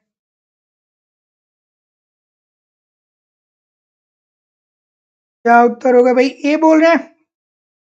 अच्छा, निम्नलिखित में से कौन विश्व बैंक से संबंधित है, पहला और दूसरा है, बहुत अच्छी बात है भाई। तो अंतरराष्ट्रीय वित्त निगम बिल्कुल संबंधित है, और अंतरराष्ट्रीय विकास संगठन बिल्कुल संबंधित है। आईएमएफ जो है ये अलग है और विश्व व्यापार संगठन ये अलग है। तो ऑप्शन नंबर कर रहे हैं सभी लोग का उत्तर बिल्कुल है, एक और दो, this is the right answer हो जाएगा, ये होगा बिल्कुल। अगला प्रश्न, और कौन कौन है विश्व बैंक से संबंधित, याद आया, आईबीआरडी, ठीक है, अर्थात अंतरराष्ट्रीय पुनर्निर्माण एवं विकास बैंक, ये भी दोस्तों याद रखना है। अगला, मजदूरी एवं लाभ में विलोम संबंध को प्रदर्शित कर किसने दर्शाया था, सर्वप्रथम किसने दर्शाया था। बताइए कि मजदूरी और लाभ में विलोम संबंध किसने बताया था कि अगर जो मजदूरी दर में वृद्धि होगी तो लाभ में कमी आएगी, या लाभ में वृद्धि होगी तो मजदूरी दर में कमी आएगी। ठीक है, बता दीजिए मुझे इस प्रश्न का उत्तर भैया। अच्छी सी बात है। हाँ, मीगा भी है, IBRD भी है, एब्सोल्युटली 100% ठीक है भाई। सभी लोग का उत्तर बिल्कुल ठीक है। ये बोल रहे हैं सभी लोग एडम स्मिथ की बात कर रहे हैं, एब्सोल्युटली 100% ठीक है, एडम स्मिथ। चलिए चलिए, तो जितने लोग भी ए बोल रहे हैं एडम स्मिथ, सबका उत्तर सही है कि मजदूरी एवं लाभ में विलोम संबंध को की बात सर्वप्रथम किसने किया था? एडम स्मिथ साहब ने किया था। क्या कहा कि अगर जो मजदूरी बढ़ेगी तो लाभ कम होगा, या लाभ कम होगा तो मजदूरी बढ़ेगी। बिल्कुल सही है ना। एक उद्योगपति अगर जो लाभ ज्यादा कमाएगा तो श्रमिकों की मजदूरी में कटौती, क्योंकि एक जो श्रमिक होता है वही अतिरेक उत्पन्न करता है और उसी के अतिरेक के कारण एक तो लाभ होता है। ठीक है, तो मजदूरी बढ़ेगी तो लाभ कम होगा, लाभ बढ़ेगी तो अगला प्रश्न। ठीक है, निम्नलिखित में से किस अर्थशास्त्री के समृद्धि मॉडल में मौद्रिक तत्व आवश्यक रूप से निहित है? ये बढ़िया सा प्रश्न है। ये प्रश्न बढ़िया सा है। ये प्रश्न बढ़िया सा है। बहुत सारे लोग गलत करते हैं। बिल्कुल ठीक है। क्या उत्तर होगा? बिल्कुल ठीक है।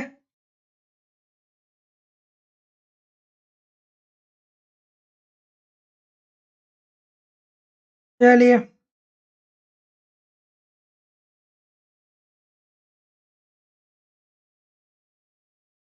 डी बोल रहे हैं, बी बोल रहे हैं। चलिए भाई, क्या बोल रहे हैं? सोलो साहब की तरफ जा रहे हैं। बहुत अच्छी बात है भाई, जितने लोग भी सोलो साहब की तरफ जा रहे हैं ठीक जा रहे हैं। बिल्कुल सही है। बिल्कुल, सोलो साहब की तरफ जितने जा रहे हैं सब गलत। जितने रॉबिन्सन की तरफ जा रहे हैं, श्रीमती जॉन रॉबिन्सन की तरफ, सभी लोग का उत्तर सही। निम्नलिखित में से किस अर्थशास्त्री ने समृद्धि मॉडल में मौद्रिक तत्व आवश्यक रूप से निहित किए? तो मौद्रिक तत्व आवश्यक रूप से जो निहित करने का कार्य किया वो श्रीमती जॉन रॉबिन्सन ने किया। तो जितने लोग भी बिल्कुल, तो जितने लोग भी सी बोल रहे हैं सभी लोग का उत्तर यहाँ पे बिल्कुल ठीक होगा। श्रीमती जॉन रॉबिन्सन ने अपने समृद्धि मॉडल में आवश्यक रूप से मौद्रिक तत्व को निहित किया था, न कि सोलो ने। According to the question this is the right answer. अगला प्रश्न, निम्नलिखित में से कौन सी हैरड डोमर के मॉडल की मान्यता नहीं? चलिए भाई, मैं बार बार बोलता हूँ कि देखिए सर, हैरड डोमर की मॉडल, हैरड डोमर की मान्यता, रिकार्डो की मान्यता, हैबरलर की मान्यता, जेएस मिल की मान्यता, किन्स की मान्यता, ठीक है, उसके बाद ड्यूजनबरी की मान्यता, ठीक है, सोलो साहब की मान्यता। ये सारी मान्यताएं आपको कम से कम, मतलब जो गिने चुने मैं बता रहा हूँ, यहीं से प्रश्न पूछे जाते हैं लगभग लगभग। अगर जो सारे अर्थशास्त्रियों के सिद्धांत की मान्यताओं को रटेंगे तो नहीं वो ठीक होगा, लेकिन अगर जो आप जो मोटा मोटी मैं बता रहा हूँ, जैसे प्रतिष्ठित अर्थशास्त्री हो, नौ नौ क्लासिकल हो गए, जैसे Adam Smith, David Ricardo, Keynes, हाँ, जेएस मिल साहब हो गए, हैबरलर साहब हो गए, ड्यूजनबरी हो गए, रैगनर नर्स हो गए। इन्हीं लोगों के लगभग लगभग मान्यताओं से प्रश्न पूछा जाता है। इससे सोलो साहब को मैंने शायद छोड़ दिया, हैरड डोमर को यहाँ पे दिया ही गया है। तो इन्हीं इन्हीं लोगों से लगभग लगभग मान्यताओं से पूछे जाते हैं। चलिए बताइए, इस प्रश्न का उत्तर करिए। क्या उत्तर होगा? सी होगा। एब्सोल्युटली ठीक है, सी। जितने लोग भी बोल रहे हैं क्या सही बोल रहे हैं? सी अगेन बहुत सारे लोग बोल रहे हैं।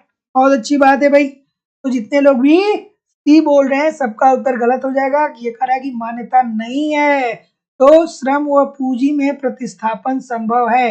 नहीं भैया, श्रम और पूंजी में ये प्रतिस्थापन संभव है, अर्थात श्रम को पूंजी और पूंजी को श्रम के स्थान पे लगाया जा सकता है। ये बात ये नहीं कहते हैं। बिल्कुल ठीक है, डी इसका राइट आंसर हो जाएगा।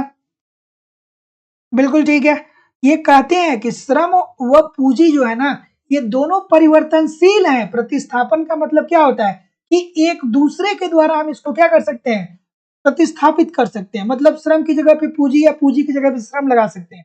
लेकिन श्रम व पूंजी जो है वो परिवर्तनशील है, ये बताते हैं कि श्रम और पूंजी परिवर्तनशील है, इसमें परिवर्तन हो रहा है, लेकिन प्रतिस्थापन संभव नहीं है, ये नहीं बताते हैं भाई। तो इसका उत्तर क्या हो जाएगा? Option number D. जितने लोग भी कर रहे हैं सभी लोग का उत्तर यहाँ पे बिल्कुल ठीक है। याद रखिएगा, हैरल्ड डोमर मॉडल में कहा गया है, इन्होंने क्या कहा है कि अर्थव्यवस्था जो है इसमें सरकार का कोई भी हस्तक्षेप नहीं है। सबसे महत्वपूर्ण इसका क्या है, सबसे महत्वपूर्ण इसकी प्रॉपर्टीज क्या है कि क्लोज्ड इकोनॉमी है, बंद अर्थव्यवस्था है, और प्रत्याशित बचत तथा विनियोग क्या है, समान है। बचत राष्ट्रीय आय का स्थिर अनुपात है और पूंजी उत्पाद का अनुपात स्थिर है, लेकिन श्रम और पूंजी परिवर्तनशील है, इनका प्रतिस्थापन संभव नहीं है। तो according to the question this is the right answer हो जाएगा। अगला प्रश्न आपके सामने ये रहा, बढ़िया सा प्रश्न है। समृद्धि की प्रक्रिया सामान्यता असंतुलन या असाम्य की प्रक्रिया होती है, निम्नलिखित में से कौन सा मॉडल ऐसा नहीं करता है? मीनू जी कह रही है सर बहुत गलत हो रहा है, हम जा रहे हैं। गलती होगा तो क्लास छोड़ के भग जाएंगे तो सलूशन खत्म हो जाएगा। फिर वही बात हो गई ना कि आप सड़क पे खड़े हैं, सामने से खूब तेज गाड़ी आ रही है, तो आपको लगता है कि एक्सीडेंट से डर लगता है, इसलिए आप आंख ही मूंद लीजिए। ठीक है, अगर जो कोई फॉल्ट हो रहा है, गलतियां हो रही हैं, तो रुकिए, उसको समझिए। ये नहीं कि आंख मूंद लेंगे तो एक्सीडेंट होगा ही नहीं, वैसे ही क्लास बंद कर देंगे तो फिर सारी चीजें सही हो जाएगी। तो जो चीजें गलत हो रही है उसको सही करने का प्रयास करिए। चलिए इस प्रश्न का उत्तर करिए कि समृद्धि की प्रक्रिया सामान्यता असंतुलन अर्थात असाम्य की प्रक्रिया होती है, निम्नलिखित में से कौन सा मॉडल ऐसा नहीं करता है? क्या उत्तर होगा भाई? ए बोल रहे हैं बहुत सारे लोग, कुछ लोग सी बोल रहे हैं। जितने लोग भी सी बोल रहे हैं भैया एब्सोल्युटली 100% आप ठीक है। निम्नलिखित में से कौन सा मॉडल ऐसा नहीं करता है? ये 9 प्रतिष्ठित आर्थिक मॉडल के अंतर्गत बात होती है। तो जितने लोग भी क्या बोल रहे हैं C, according to the question this is the right answer हो जाएगा कि प्रक्रिया सामान्यता असंतुलन अर्थात असाम्य की प्रक्रिया होती है। ये 9 प्रतिष्ठित अर्थशास्त्री नहीं मानते हैं। ऑप्शन नंबर सी बिल्कुल ठीक है। निम्नलिखित समृद्धि मॉडलों में कौन सा जनसंख्या वृद्धि फलन को सम्मिलित करता है? चलिए इस प्रश्न का उत्तर करिए।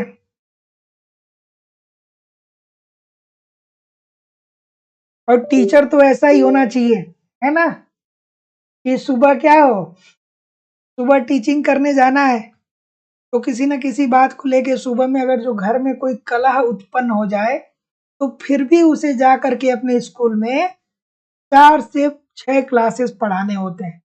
तो टीचर जो होता है उसको क्या करना चाहिए, उसको धैर्य बना करके कार्य करना चाहिए, है ना। आपको टीचिंग की नौकरी मिल गई, सुबह सुबह कोई कला घर में अगर जो हो गया, कला मतलब समझ रहे हैं ना, थोड़ा बहुत अगर जो किसी से बात विवाद हो गया तो पता चले कि आप स्कूल में जाएंगे, वहां पे कहेंगे किसी से हम नहीं पढ़ेंगे, हम नहीं पढ़ाएंगे, तुरंत आपका हेड आएगा और आपको सस्पेंड कर देगा। तो आपकी पूरी मेहनत क्या हो जाएगी, बेकार हो जाएगी। तो टीचर जो होता है उसको धैर्य धैर्य बना के रहना पड़ता है। धैर्य और कंसंट्रेशन ये दोनों जरूरी है। चलिए तो घर का गुस्सा आप जाके स्कूल में नहीं निकाल सकते। चलिए इस प्रश्न का उत्तर करिए। ये बोल रहे हैं ये बोल रहे हैं कि निम्नलिखित समृद्धि मॉडल में कौन सा जनसंख्या वृद्धि फलन को सम्मिलित करता है? तो ऑप्शन नंबर क्या बोल रहे हैं सभी लोग? बिल्कुल ठीक है, बिल्कुल ठीक है। तो जितने लोग भी यहाँ पे बी कर रहे हैं एब्सोल्युटली ठीक है। 9 classical model, Harrod Domar model और 9 classical model, sorry classical model, 9 classical model, 9 classical model और हैरल्ड डोमर मॉडल सुम्पीटर साहब नहीं करते। ठीक है, तो समृद्धि मॉडल में कौन जनसंख्या वृद्धि फलन, तो जनसंख्या वृद्धि फलन की बात सुम्पीटर साहब नहीं करते हैं। बाकी के और 3 लोग जो यहाँ पे दिए गए हैं, मतलब क्लासिकल मॉडल, 9 क्लासिकल मॉडल और हैरल्ड डोमर मॉडल, इन सभी मॉडलों में किया गया है। तो जितने लोग भी सी बोल रहे हैं, बी बोल रहे हैं, सभी लोग का उत्तर बिल्कुल। अगला,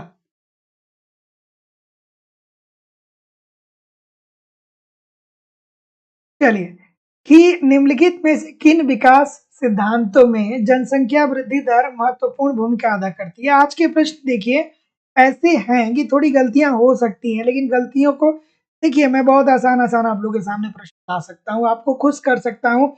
लेकिन आपको खुश करना उचित नहीं है। आपको उचित ये है कि वो दिया जाए, वो बताया जाए जो आपके एग्जाम में आ सकता है, जो आपके एग्जाम में डायरेक्ट पूछे जाने की संभावना है। खुश करने के लिए मैं प्रश्न ला देता कि बताइए संतुलित विकास की अवधारणा किसने दिया था, असंतुलित विकास की अवधारणा किसने दिया था, मांग अपनी पूर्ति का सृजन स्वयं करती है, ये बात किसने कही थी। ठीक है। अगर जो अर्थव्यवस्था में विनिवेश बढ़ेगा तो उस पर अर्थव्यवस्था का क्या असर पड़ेगा। अगर जो अर्थव्यवस्था में तृतीय क्षेत्र का योगदान बढ़ रहा है तो अर्थव्यवस्था कैसी होगी। इस प्रकार के प्रश्न में ला करके बहुत ठीक तरीके से आपको खुश कर सकता हूँ और आप अपने आप को विद्वान समझने लगेंगे। ठीक है कि मुझे सब आता है। चलिए इस प्रश्न का उत्तर करिए कि निम्नलिखित में से किन विकास सिद्धांतों में जनसंख्या वृद्धि दर महत्वपूर्ण भूमिका अदा करता है। तो जितने लोग भी ए बोल रहे हैं क्या ठीक बोल रहे हैं? एब्सोल्युटली ठीक बोल रहे हैं क्या? तो जितने लोग भी ए बोल रहे हैं क्या ठीक बोल रहे हैं? जितने लोग भी ए बोल रहे हैं वो ठीक नहीं बोल रहे हैं। जितने लोग भी बी बोल रहे हैं वो सही बोल रहे हैं कि न्यूनतम क्रांतिक दर और न्यूनतम निम्न आय संतुलन पास सिद्धांत, ये केवल और केवल 3 और 4 में बात होती है दोस्तों। गरीबी के दुष्चक्र जो रेगनर नट साहब ने बताया था, इसमें इन्होंने कहीं जनसंख्या वृद्धि दर की बात नहीं की थी, ना ही असंतुलित समृद्धि दर के अंतर्गत हर्षमैन साहब ने कहीं जनसंख्या वृद्धि दर की बात की थी। तो जितने लोग भी बी बोल रहे हैं सभी लोग का उत्तर यहाँ पे बिल्कुल ठीक हो जाएगा। अगला प्रश्न, सोलो के दीर्घकालीन विकास मॉडल में कौन सी मान्यता गलत है। अमूमन ये प्रश्न पूछा जाता है कि सोलो के मॉडल की मान्यता इसमें से कौन सा है, और कुछ लोग उसमें से तैयार भी किए होंगे कि एक दो चीजें होती है वो स्थिर होती है, तो वहीं पे वो ऑप्शन ढूंढ रहे होंगे, लेकिन यहाँ पे तो पूछ दिया गलत कौन सा है। चलिए तो क्या उत्तर होगा?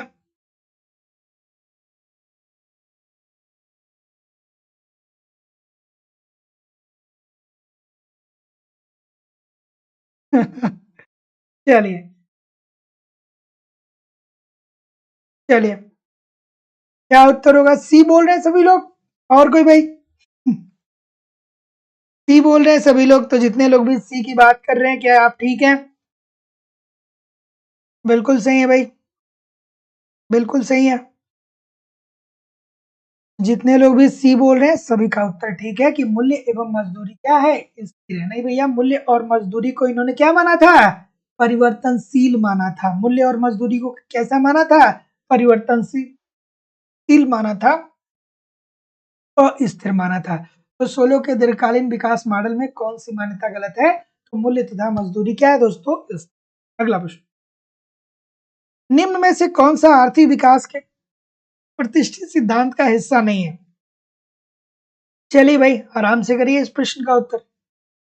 और जिन लोगों ने भी अभी तक लाइव स्टडी इलाहाबाद के मोबाइल एप्लीकेशन पे इकोनॉमिक्स के कॉन्सेप्ट की क्लास नहीं ज्वाइन किया, आप जरूर ज्वाइन करिए दोस्तों। मैं जिम्मेदारी और विश्वास से कह सकता हूँ कि कहीं से भी कुछ छूटने वाला नहीं है। ठीक है, ए टू जेड इकोनॉमिक्स के सारे कॉन्सेप्ट आपको पढ़ाए जा रहे हैं।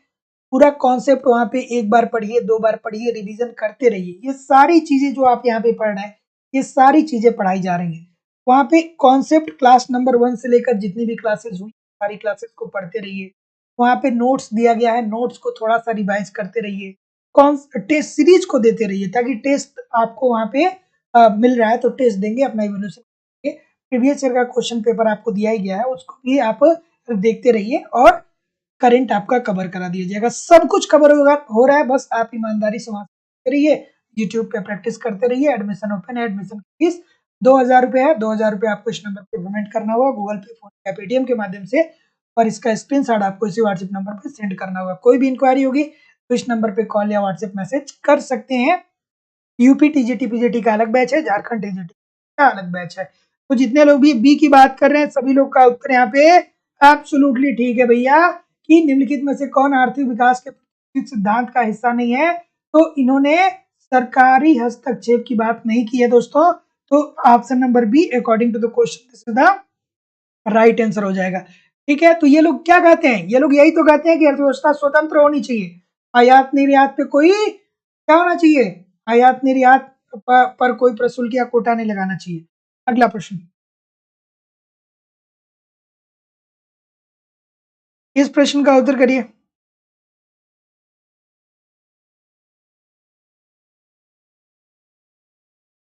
कि चालू कीमतों पर प्रति व्यक्ति आय की वृद्धि दर के अधिक स्थिर कीमतों पर प्रति व्यक्ति आय की वृद्धि दर से होने का कारण क्या है? अब इस प्रश्न को आराम से पढ़िएगा।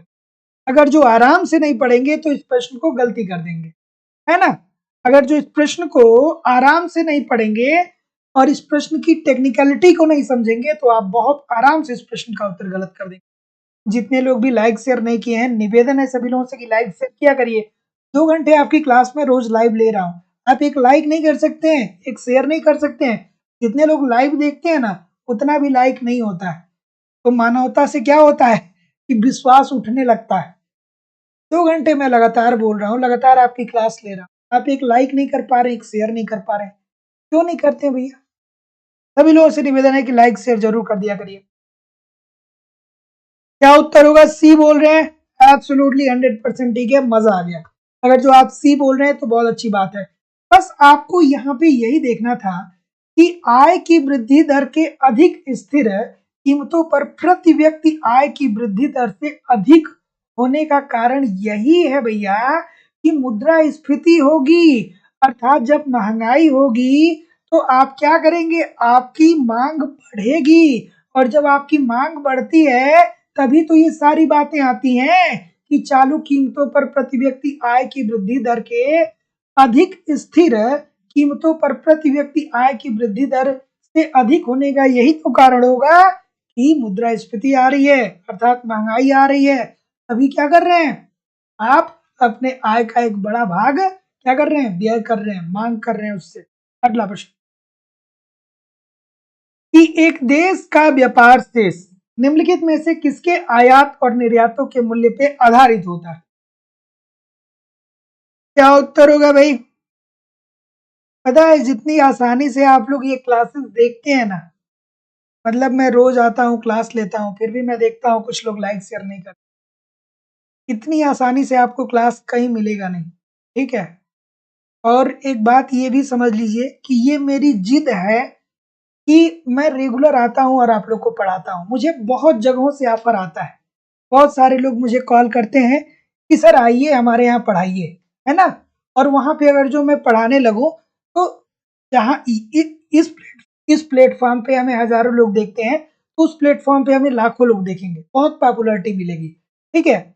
लेकिन पता है, एक हमारी जिंदगी का सिद्धांत है कि मैं दूसरे के महलों का मैं सेना नहीं बनना चाहता हूँ, अपनी झोपड़ी का मैं राजा बनना चाहता हूँ। इस वजह से आप लोगों को इतनी आसानी से क्लासेस मिल रही है, लेकिन फिर भी इन क्लासेस का महत्व बहुत सारे कम लोग हैं जो समझ पा रहे हैं, है ना? ऐसी क्लासेस आपको कहीं नहीं मिलेगी, सीधी सीधी बात। तो एक बस ये मेरी जिद है कि भैया हमको अपने आप का राजा बनना है, हमको दूसरे का सैनिक नहीं बनना। अदरवाइज बहुत मुझे ऑफर मिलते रहते हैं, बहुत ऑफर मिलते हैं, है ना? तो इस बात को थोड़ा सा समझिएगा। चलिए इस प्रश्न का उत्तर करिए कि एक देश का व्यापार शेष निम्नलिखित में से किसके आयात और निर्यातों के मूल्यों पे आधारित है? तो जैसा कि मैं देख पा रहा हूं, क्या उत्तर आ रहा है भाई? बिल्कुल ठीक है, बिल्कुल ठीक है, एब्सोल्युटली ठीक है, बिल्कुल सही है। तो क्या बोल रहे हैं? चलिए, बिल्कुल क्या बोल रहे हैं भाई? सी बोल रहे हैं ना सभी लोग? सी बोल रहे हैं ना? तो जितने लोग भी सी बोल रहे हैं सभी लोग का उत्तर बिल्कुल। और किसी का ऑफर अगर जो मैं कभी स्वीकार भी कभी करूंगा नहीं, और अगर जो कभी मान लीजिए ऐसा हो जाता है तो फिर मैं कहीं भी जाऊंगा तो इस तरीके से लगातार क्लासेस नहीं हो पाएगा, अगर जो आप लोग सपोर्ट नहीं करेंगे तो, है ना? क्योंकि अन्य जगहों पे तो केवल पैसे की बात होती है, एडमिशन दीजिए पढ़िए, फ्री में कुछ नहीं पढ़ाया जाता है। आपको जितना फ्री में यहाँ पे पढ़ाया जाता है उतना फ्री में कहीं कुछ नहीं पढ़ाया जाता है। वहाँ पे बस लोग आते हैं, बैच अनाउंसमेंट कर देते हैं, बस चलता रहता है बात। चलिए, तो एक एक देश का, मैं किसी का क्रिटिसाइज भी नहीं कर रहा हूँ, ठीक है? सबका अपना अपना स्ट्रेटजी होता है, किसी का क्रिटिसिज्म मैं नहीं कर रहा हूँ, एक बात बता रहा हूँ। तो एक देश का व्यापार शेष निम्नलिखित में से किसके आयात और निर्यातों के मूल्य पे आधारित होता है? तो ये केवल दृश्य मदों में, दृश्य मद में किसको हम शामिल करते हैं? आयातित वस्तुओं और निर्यातित वस्तु, मतलब आयात आयात को और निर्यात को। और अदृश्य में हम किसको शामिल करते हैं? अदृश्य में हम शामिल करते हैं सेवा को। तो जितने लोग भी सी बोल रहे हैं सभी लोग का उत्तर बिल्कुल ठीक। अगला प्रश्न, क्या उत्तर होगा?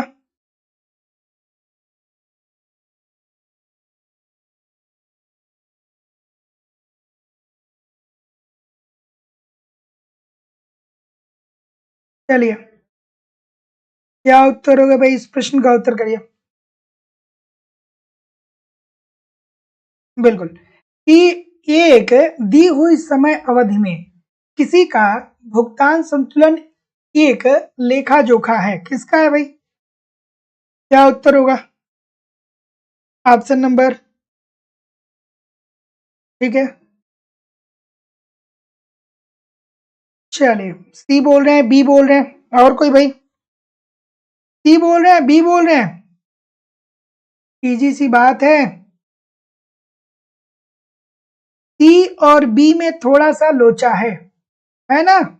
भुगतान संतुलन में क्या होता है दोस्तों, कि कोई एक स्पेसिफिक देश लेते हैं, जैसे मान लीजिए कि एक देश इंडिया हो गया, ठीक है, जैसे हमारा देश इंडिया हो गया, और ये इंडिया जो है ये विश्व के सभी देशों के साथ, ठीक है, विश्व के सभी देशों के साथ व्यापार करता है और उसका लेखा जोखा होता है, ठीक है।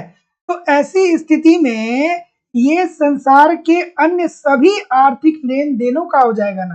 अभी संसार की जगह पे अगर जो विश्व दे दिया होता है तो आप बहुत आराम से इस प्रश्न का उत्तर कर पाते, लेकिन जो लोग सी कर रहे हैं वो कह रहे हैं कि केवल देश के सभी लेन देन का, मतलब देश, मतलब ये क्लैरिफाई नहीं कर रहा है कि ये अपने देश की बात कर रहा है कि अन्य देशों की बात कर रहा है, और वस्तुओं और सेवाओं के निर्यातों आयातों की कोई बात ही नहीं होती है।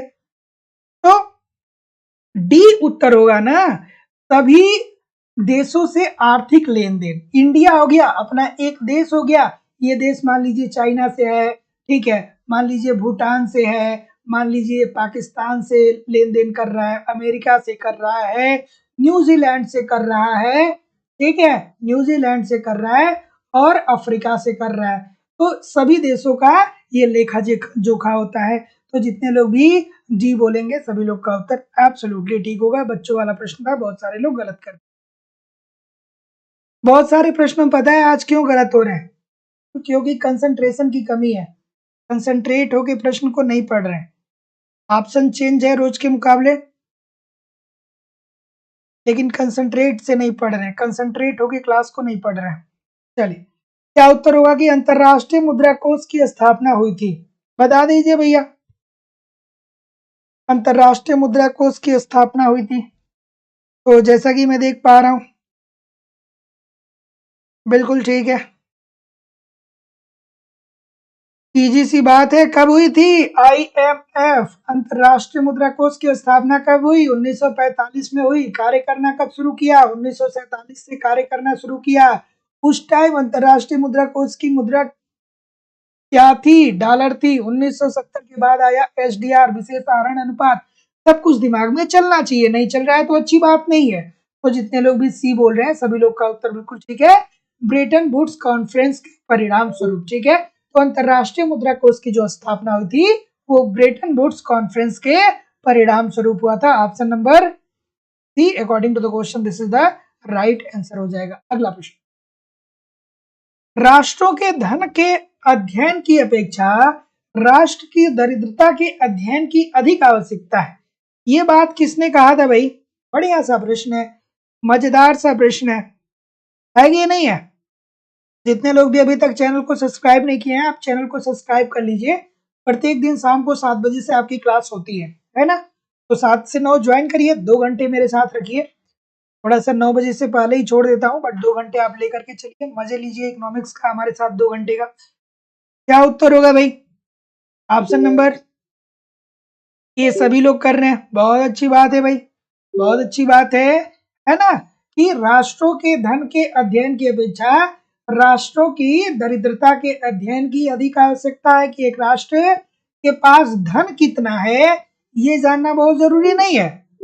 हमारी इकोनॉमी 3 ट्रिलियन की बनने जा रही है, धन तो हमारे पास बहुत ज्यादा है, लेकिन ये भी सत्य है कि आज भी हमारे देश के 70% से ज्यादा लोग 2 वक्त की रोटी नहीं जुटा पा रहे हैं। तो दरिद्रता की अध्ययन जरूरी है।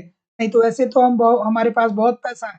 हमारे देश के प्रधानमंत्री एक दिन में 1.5 लाख रुपए केवल सिक्योरिटी पे खर्च करते हैं। इतना धन है हमारे पास। अगर जो केवल एक दिन की बात की जाए तो एक दिन का खर्चा उनका 1.5 लाख रुपए का है केवल सिक्योरिटी। सोच लीजिए। 1.5 करोड़, लाख नहीं करोड़ की बात मैं कर, 1.5 करोड़ रुपए।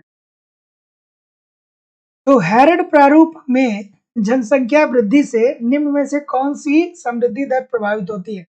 टीचर बन जाएंगे तो भी पता नहीं 1.5 करोड़ पूरी तक बचत कर पाए कि नहीं कर पाए, है ना? इस प्रश्न का उत्तर करिए। क्या उत्तर होगा? ऑप्शन नंबर बिल्कुल सही है, बिल्कुल ठीक है। डी बोल रहे हैं, बी बोल रहे हैं?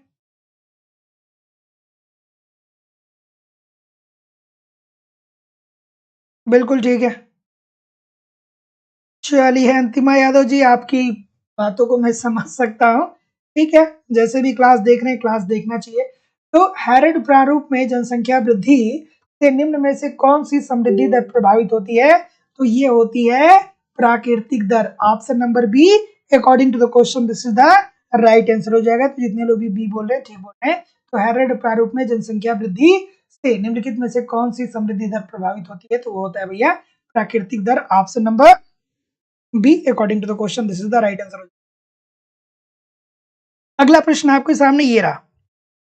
और देखिए दोस्तों, एक बात मैं और कहना चाहूंगा कि बहुत सारे लोग कहते हैं ना कि सर जिंदगी में हम इतना प्रयास कर रहे हैं लेकिन क्या होगा, एक टीचर बन जाएंगे इससे बहुत बड़ी उपलब्धि तो नहीं मिलेगी। एक बात समझ लीजिए ना कि ऐसा नहीं है कि आप टीचर बन जाएंगे तो जिंदगी का में आगे आप महत्वाकांक्षी नहीं होंगे।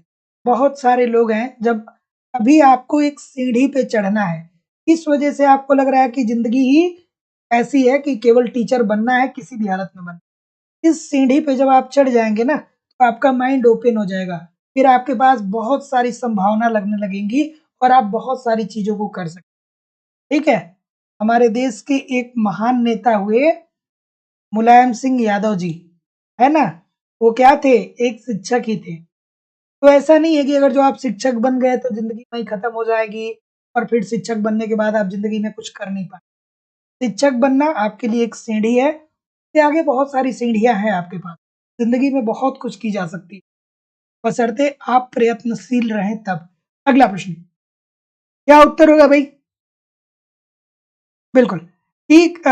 क्रांतिकारी न्यूनतम प्रयास परिकल्पना में विशेष महत्व है। किसका विशेष महत्व है भाई? तो जितने लोग भी ऑप्शन नंबर सी बोल रहे हैं सभी लोग का उत्तर बिल्कुल ठीक है कि आय वृद्धि तथा आय पतन शक्तियों पर। किसने दिया था भैया क्रांतिकारी न्यूनतम प्रयास सिद्धांत की बात करें तो किसने दिया था? लेवेंस्टीन साहब ने दिया था ना, लेवेंस्टीन साहब ने दिया था ना, बिल्कुल ठीक है। और ये आय वृद्धि तथा आय पतन शक्तियों की बात करते हैं। तो जितने लोग भी बी बोल रहे हैं सभी लोग का उत्तर ठीक है। अब इसके लिए तो आपको कॉन्सेप्ट पढ़ना पड़ेगा। मैंने कॉन्सेप्ट एप्लीकेशन पे पढ़ा है, जो पढ़ाया है। जो लोग नहीं पढ़े हैं वो क्लास को दोबारा देख लीजिएगा, सारी क्लासेस वहां पे पढ़ी हुई है। और मैं तो ये कहूंगा कि आप क्लास नंबर 1 से सारी क्लासेस को देखते रहिए, रिवीजन जरूर करते रहिए, ठीक है? बिल्कुल, इस प्रश्न का उत्तर करिए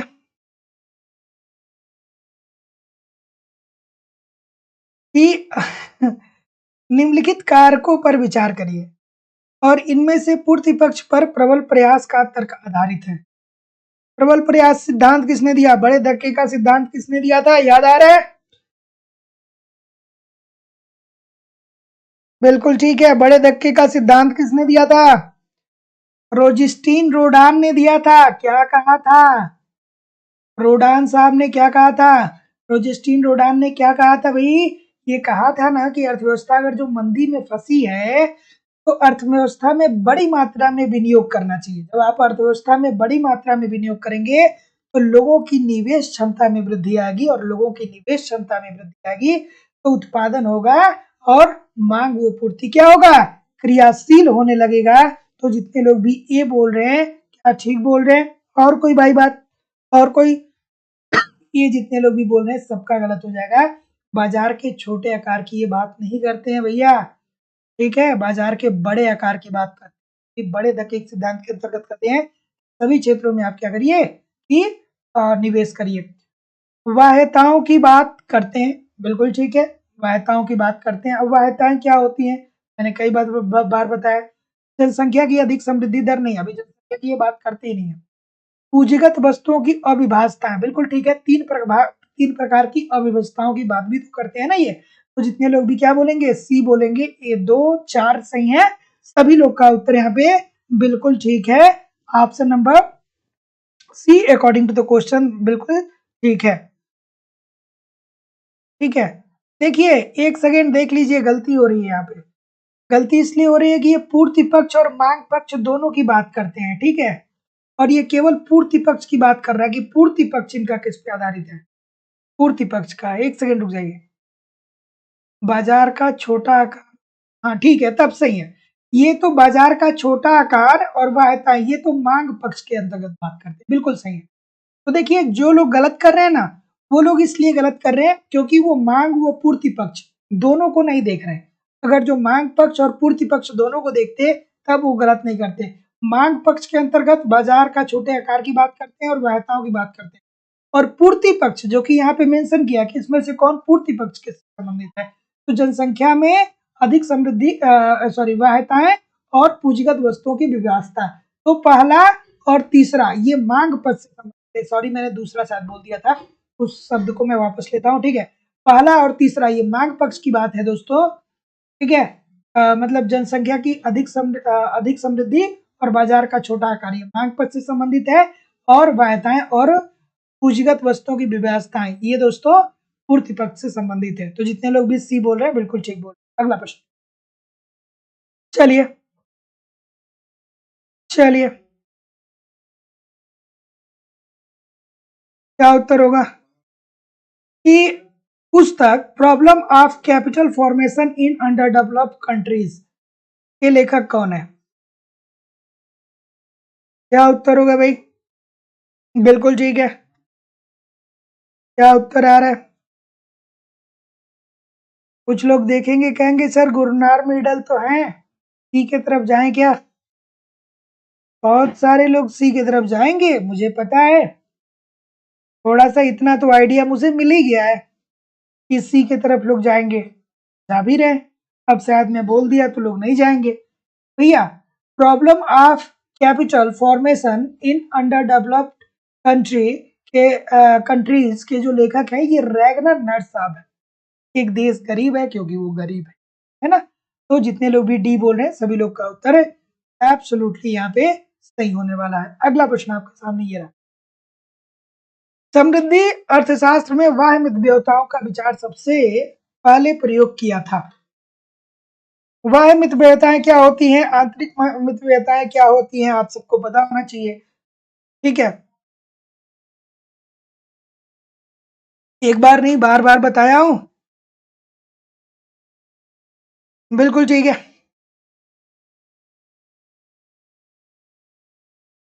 डी बोल रहे हैं और कोई भाई सी। तो वाह्य मितव्ययताओं का सबसे पहले जो प्रयोग किया था वो यंग साहब ने किया था। तो जितने लोग भी सी बोल रहे हैं सभी लोग का उत्तर यहाँ पे एब्सोल्युटली ठीक है, सी इज द राइट आंसर हो जाएगा। अगला प्रश्न, कि समृद्धि के प्रतिष्ठित प्रारूप में स्थिर अवस्था पाए जाने का कारण क्या है? और ये जितने लोग भी 2 4 10 मिनट और आधे घंटे पढ़ के सोचते हैं सिलेक्शन मिल जाएगा ना, होने वाला नहीं है ऐसा। 2 4 10 मिनट आधे घंटे एक दिन पढ़े 4 दिन नहीं पढ़े, इससे आपको सिलेक्शन कभी नहीं मिलेगा। लिख के कहीं पे रख लीजिए, क्योंकि आपका इन्हीं लोगों से, यहाँ पे देखिए, यहाँ पे कमेंट बॉक्स में देखिए, 2 4 दिन लगातार आइए, कमेंट बॉक्स में देखिए, कम से कम 50 लोग ऐसे हैं जो लगातार 6 महीने से क्लास ज्वाइन कर रहे हैं, और एक सेशन में बहुत उनसे गलतियां होती होंगी, तो 3 से 4 गलतियां होती होंगी, है ना। तो इतनी तो सीट ही है, 60 ही सीट ही है। अगर जो इन्हीं से आपका कंपटीशन है, तो आप अगर जो इस भ्रांति में जी रहे हैं कि चलो यार सिलेक्शन हो जाएगा एग्जाम के दिन, देखने से कुछ नहीं होता है ना। जो यहाँ बढ़िया कर रहा है यही सारे प्रश्न वहां भी पूछे जाएंगे, तो वो वहां भी बढ़िया करेगा। जितनी अच्छी प्रैक्टिस होगी उतना अच्छा एग्जाम करेगा।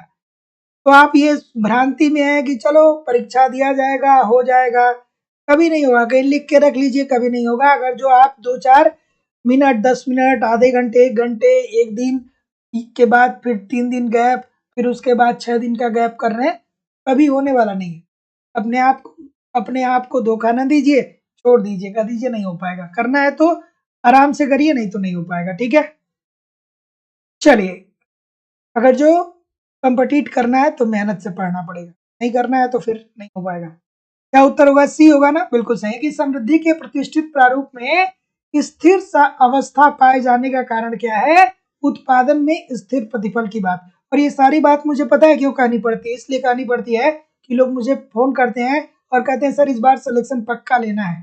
सिलेक्शन पक्का लेने आप सर से कह देंगे और सर आपको कह देंगे कि हाँ इस बार आपका सिलेक्शन पक्का होगा, तो उससे कोई पक्का होने वाला नहीं है। पक्का तब होगा जब रोज पढ़ेंगे, लगातार प्रैक्टिस करेंगे, है ना?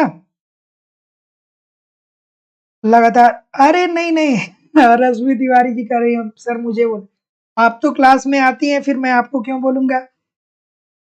कभी कभार अगर जो देखिए, कभी कभार फैमिली है, कभी कभार जैसे कुछ चीजें हो जाती हैं कि जब आदमी नहीं पढ़ पाता है, लेकिन कम से कम ऑफलाइन देखिए या ऑनलाइन देखिए, क्लास तो देखिए। कोई भी इस बात को दिल पे ना ले, बस सच्चाई में बता रहा हूँ, है ना? तो जितने लोग भी सी बोल रहे हैं, सभी लोग का उत्तर बिल्कुल ठीक है कि समृद्धि के प्रतिष्ठित प्रारूप में स्थिर अवस्था जो पाया जाता है, वो उत्पादन के स्थिर प्रतिबल के अंतर्गत।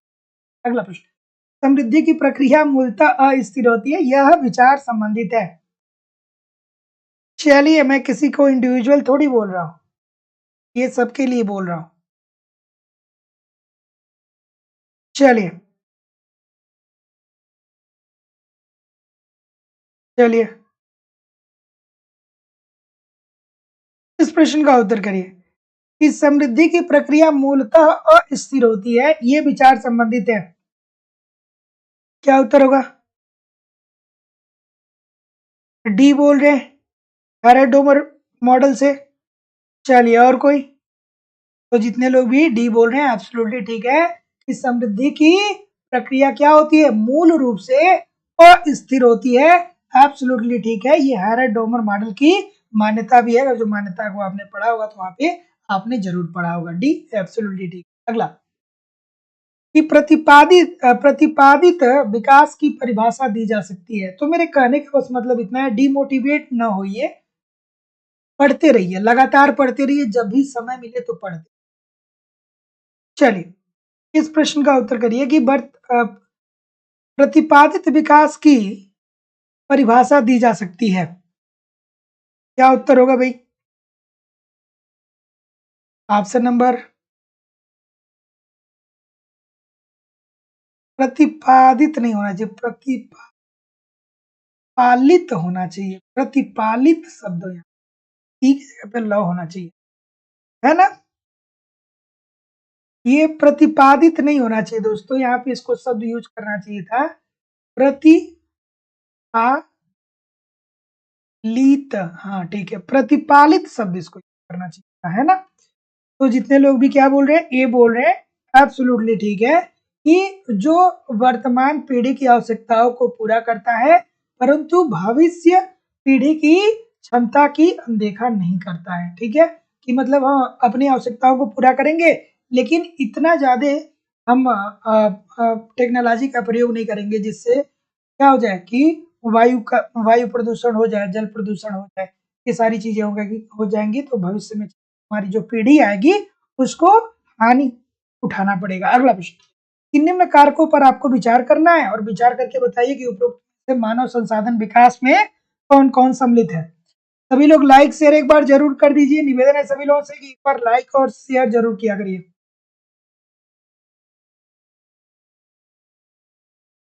प्रतिपादित का अर्थ क्या होता है सर? प्रतिपादित का अर्थ क्या होता है बताइए भाई। सर्वप्रथम किसने ये नियम प्रतिपादित किया? सर्वप्रथम एडम स्मिथ ने ये नियम प्रतिपादित किया। ठीक है, मतलब उसको प्रकाश में लाने का कार्य करना, या उसका उसको एक तरीके से क्या करना, हाँ उसको प्रकाश में लाने का कार्य, जो सिद्धांत दिया उसको अब एग्जैक्ट इसका क्या, मैं हिंदी और कोई एग्जैक्ट हिंदी मेरे दिमाग में भी आ नहीं रहा, आएगा तो बता दूंगा। क्या उत्तर होगा भाई? बी बोल रहे हैं बहुत सारे लोग, तो जितने लोग भी बी बोलेंगे भैया अच्छी बात है कि स्वास्थ्य एवं औषधि संबंधी सेवाओं का विस्तार, शिशु मृत्यु दर में कमी और शिक्षा एवं प्रशिक्षण सेवाएं। तो जितने लोग भी क्या बोल रहे हैं, बी बोल रहे हैं, 1 2 3 सभी लोग का उत्तर यहाँ पे बिल्कुल सही है। अगला प्रश्न, आजकल भारत के आर्थिक नियोजन में निम्न में से कौन सा एक सबसे कम महत्वपूर्ण है? आर्थिक नियोजन के समय सबसे कम महत्वपूर्ण इसमें से कौन सा है? कमेंट करके बताइए। बिल्कुल ठीक है। तो जैसा कि मैं देख पा रहा हूँ बी की तरफ अगेन बहुत सारे लोग जा रहे हैं। ठीक है, तो देखिए इजी सी बात है, आपके दिमाग में आनी चाहिए सर जी। देखिए ठीक है, आर्थिक नियोजन मतलब गवर्नमेंट जब कोई योजना चलाती है तो उसमें सबसे कम महत्वपूर्ण गवर्नमेंट के लिए क्या है? गवर्नमेंट के लिए सबसे कम महत्वपूर्ण इसमें जो है वो है बाजार का नियमन करना, क्योंकि बाजार का नियमन और नियंत्रण तो कौन करेगा? मांग व पूर्ति की शक्तियां करेंगी ना। मांग व पूर्ति की शक्तियों के आधार पे ना बाजार का नियमन होता है ना। तो आर्थिक नियोजन में सरकार का सबसे जो कम महत्वपूर्ण विषय है वो है बाजार का नियमन एवं नियंत्रण। बाजार का नियमन और नियंत्रण तो वस्तुओं की मांग व पूर्ति के आधार पे होगा ना। तो इजी सी बात है, डी राइट आंसर हो जाएगा। इतने सारे लोग गलत कर दिए। भारत सरकार की विनिवेश नीति में सार्वजनिक क्षेत्र की ऐसी परियोजना सम्मिलित है। इजी सी बात है भाई, क्या उत्तर होगा? थोड़ा जल्दी जल्दी करना होगा क्योंकि 9 बज गया। क्या अभी नहीं हुआ? चलिए थोड़ा जल्दी जल्दी करते हैं कि भारत सरकार की विनिवेश नीति में सार्वजनिक क्षेत्र की ऐसी परियोजनाएं सम्मिलित होती हैं जो निरंतर घाटे में चल रही हैं, निजी परियोजनाओं से स्पर्धा नहीं कर पा रही हैं, जो नाम मात्र का लाभ कर रही हैं। इसका सबसे अच्छा उदाहरण कौन है? बीएसएनएल। लेकिन इसमें हम लोग के दुर्भाग्य की बात है कि बहुत बड़ा निवेश बीएसएनएल में देखने को मिल नहीं रहा है। ठीक है, ये तीनों चीजें बीएसएनएल के अंतर्गत पाई जा रही हैं। तो जितने लोग भी डी बोल रहे हैं सभी लोग का उत्तर बिल्कुल। अगला प्रश्न, जो लोग ए बोल रहे हैं कहीं कहीं ए भी उत्तर इसका दिया गया है, ये आयोग की जो उत्तर कुंजी है उसके वजह से इसका क्या है, थोड़ा सा कॉन्ट्रडिक्शन है क्वेश्चन में, लेकिन डी इसका राइट आंसर। अगला प्रश्न कि भारत में निम्न में से कौन से उद्योग और वित्तीय पुनर्निर्माण बोर्ड के अधीन किए गए हैं? अच्छा सा प्रश्न है भाई, क्या उत्तर होगा? तो जैसा कि मैं देख पा रहा हूँ बिल्कुल सही है, जी बोल रहे हैं कुछ लोग सी बोलेंगे। सभी लोग सी बोलिए, फिर गलत क्यों बोलेंगे भाई? बिल्कुल ठीक है, बिल्कुल। तो जितने लोग भी यहाँ पे सी बोल रहे हैं ना सभी लोग का उत्तर बिल्कुल ठीक हो जाएगा, बीमार उद्योग। तो भारत में निम्न में से कौन से उद्योग औद्योगिक और वित्तीय पुनर्निर्माण बोर्ड के अधीन किए गए हैं? तो बीमार उद्योग। बीमार उद्योग कौन से हैं? जो निरंतर घाटे में चल रहे हैं, ठीक है, जिनको पर्याप्त लाभ नहीं मिल रहा। अगला, भारत में मुद्रास्फीति का मुकाबला करने के लिए निम्नलिखित में से कौन सा सहायक नहीं है? चलिए, कि महंगाई का मुकाबला हम किस तरीके से नहीं कर सकते हैं बताइए? महंगाई को नियंत्रित करना है तो किस माध्यम से? 4 ऑप्शन दिए गए, इसके माध्यम से हम महंगाई को नियंत्रित नहीं कर सकते हैं, बता दीजिए मुझे। इजी सी बात है, कृषि पदार्थों के लिए न्यूनतम समर्थन। भैया इसका महंगाई से कोई लेना देना नहीं। न्यूनतम समर्थन मूल्य जो होता है बेसिकली आपकी आवश्यकताओं को ही पूर्ति कर पाएगा, ना कि आप लग्जरी वस्तुओं को खरीद पाएंगे, ना ही अपने मांग को बहुत ज्यादा। राज्यों के राजस्व व्यय का सबसे महत्वपूर्ण मद है, जो राज्य होता है राज्य के राजस्व व्यय का सबसे महत्वपूर्ण मद कौन सा है? राज्य सबसे ज्यादा व्यय कहाँ पे करता है भाई? राज्य सबसे ज्यादा व्यय कहाँ पे करता है? तो सबको पता होगा सर जी, सामाजिक एवं सामुदायिक सेवाओं पर, समाज के लिए नई नई योजनाएं बनाता है, सड़क शिक्षा परिवहन इन सभी के लिए योजनाएं बनाई जाती है ना गवर्नमेंट के द्वारा। तो बजट का एक बड़ा हिस्सा तो इसी पे खर्च किया जाता है ना। जी बिल्कुल ठीक हो जाएगा।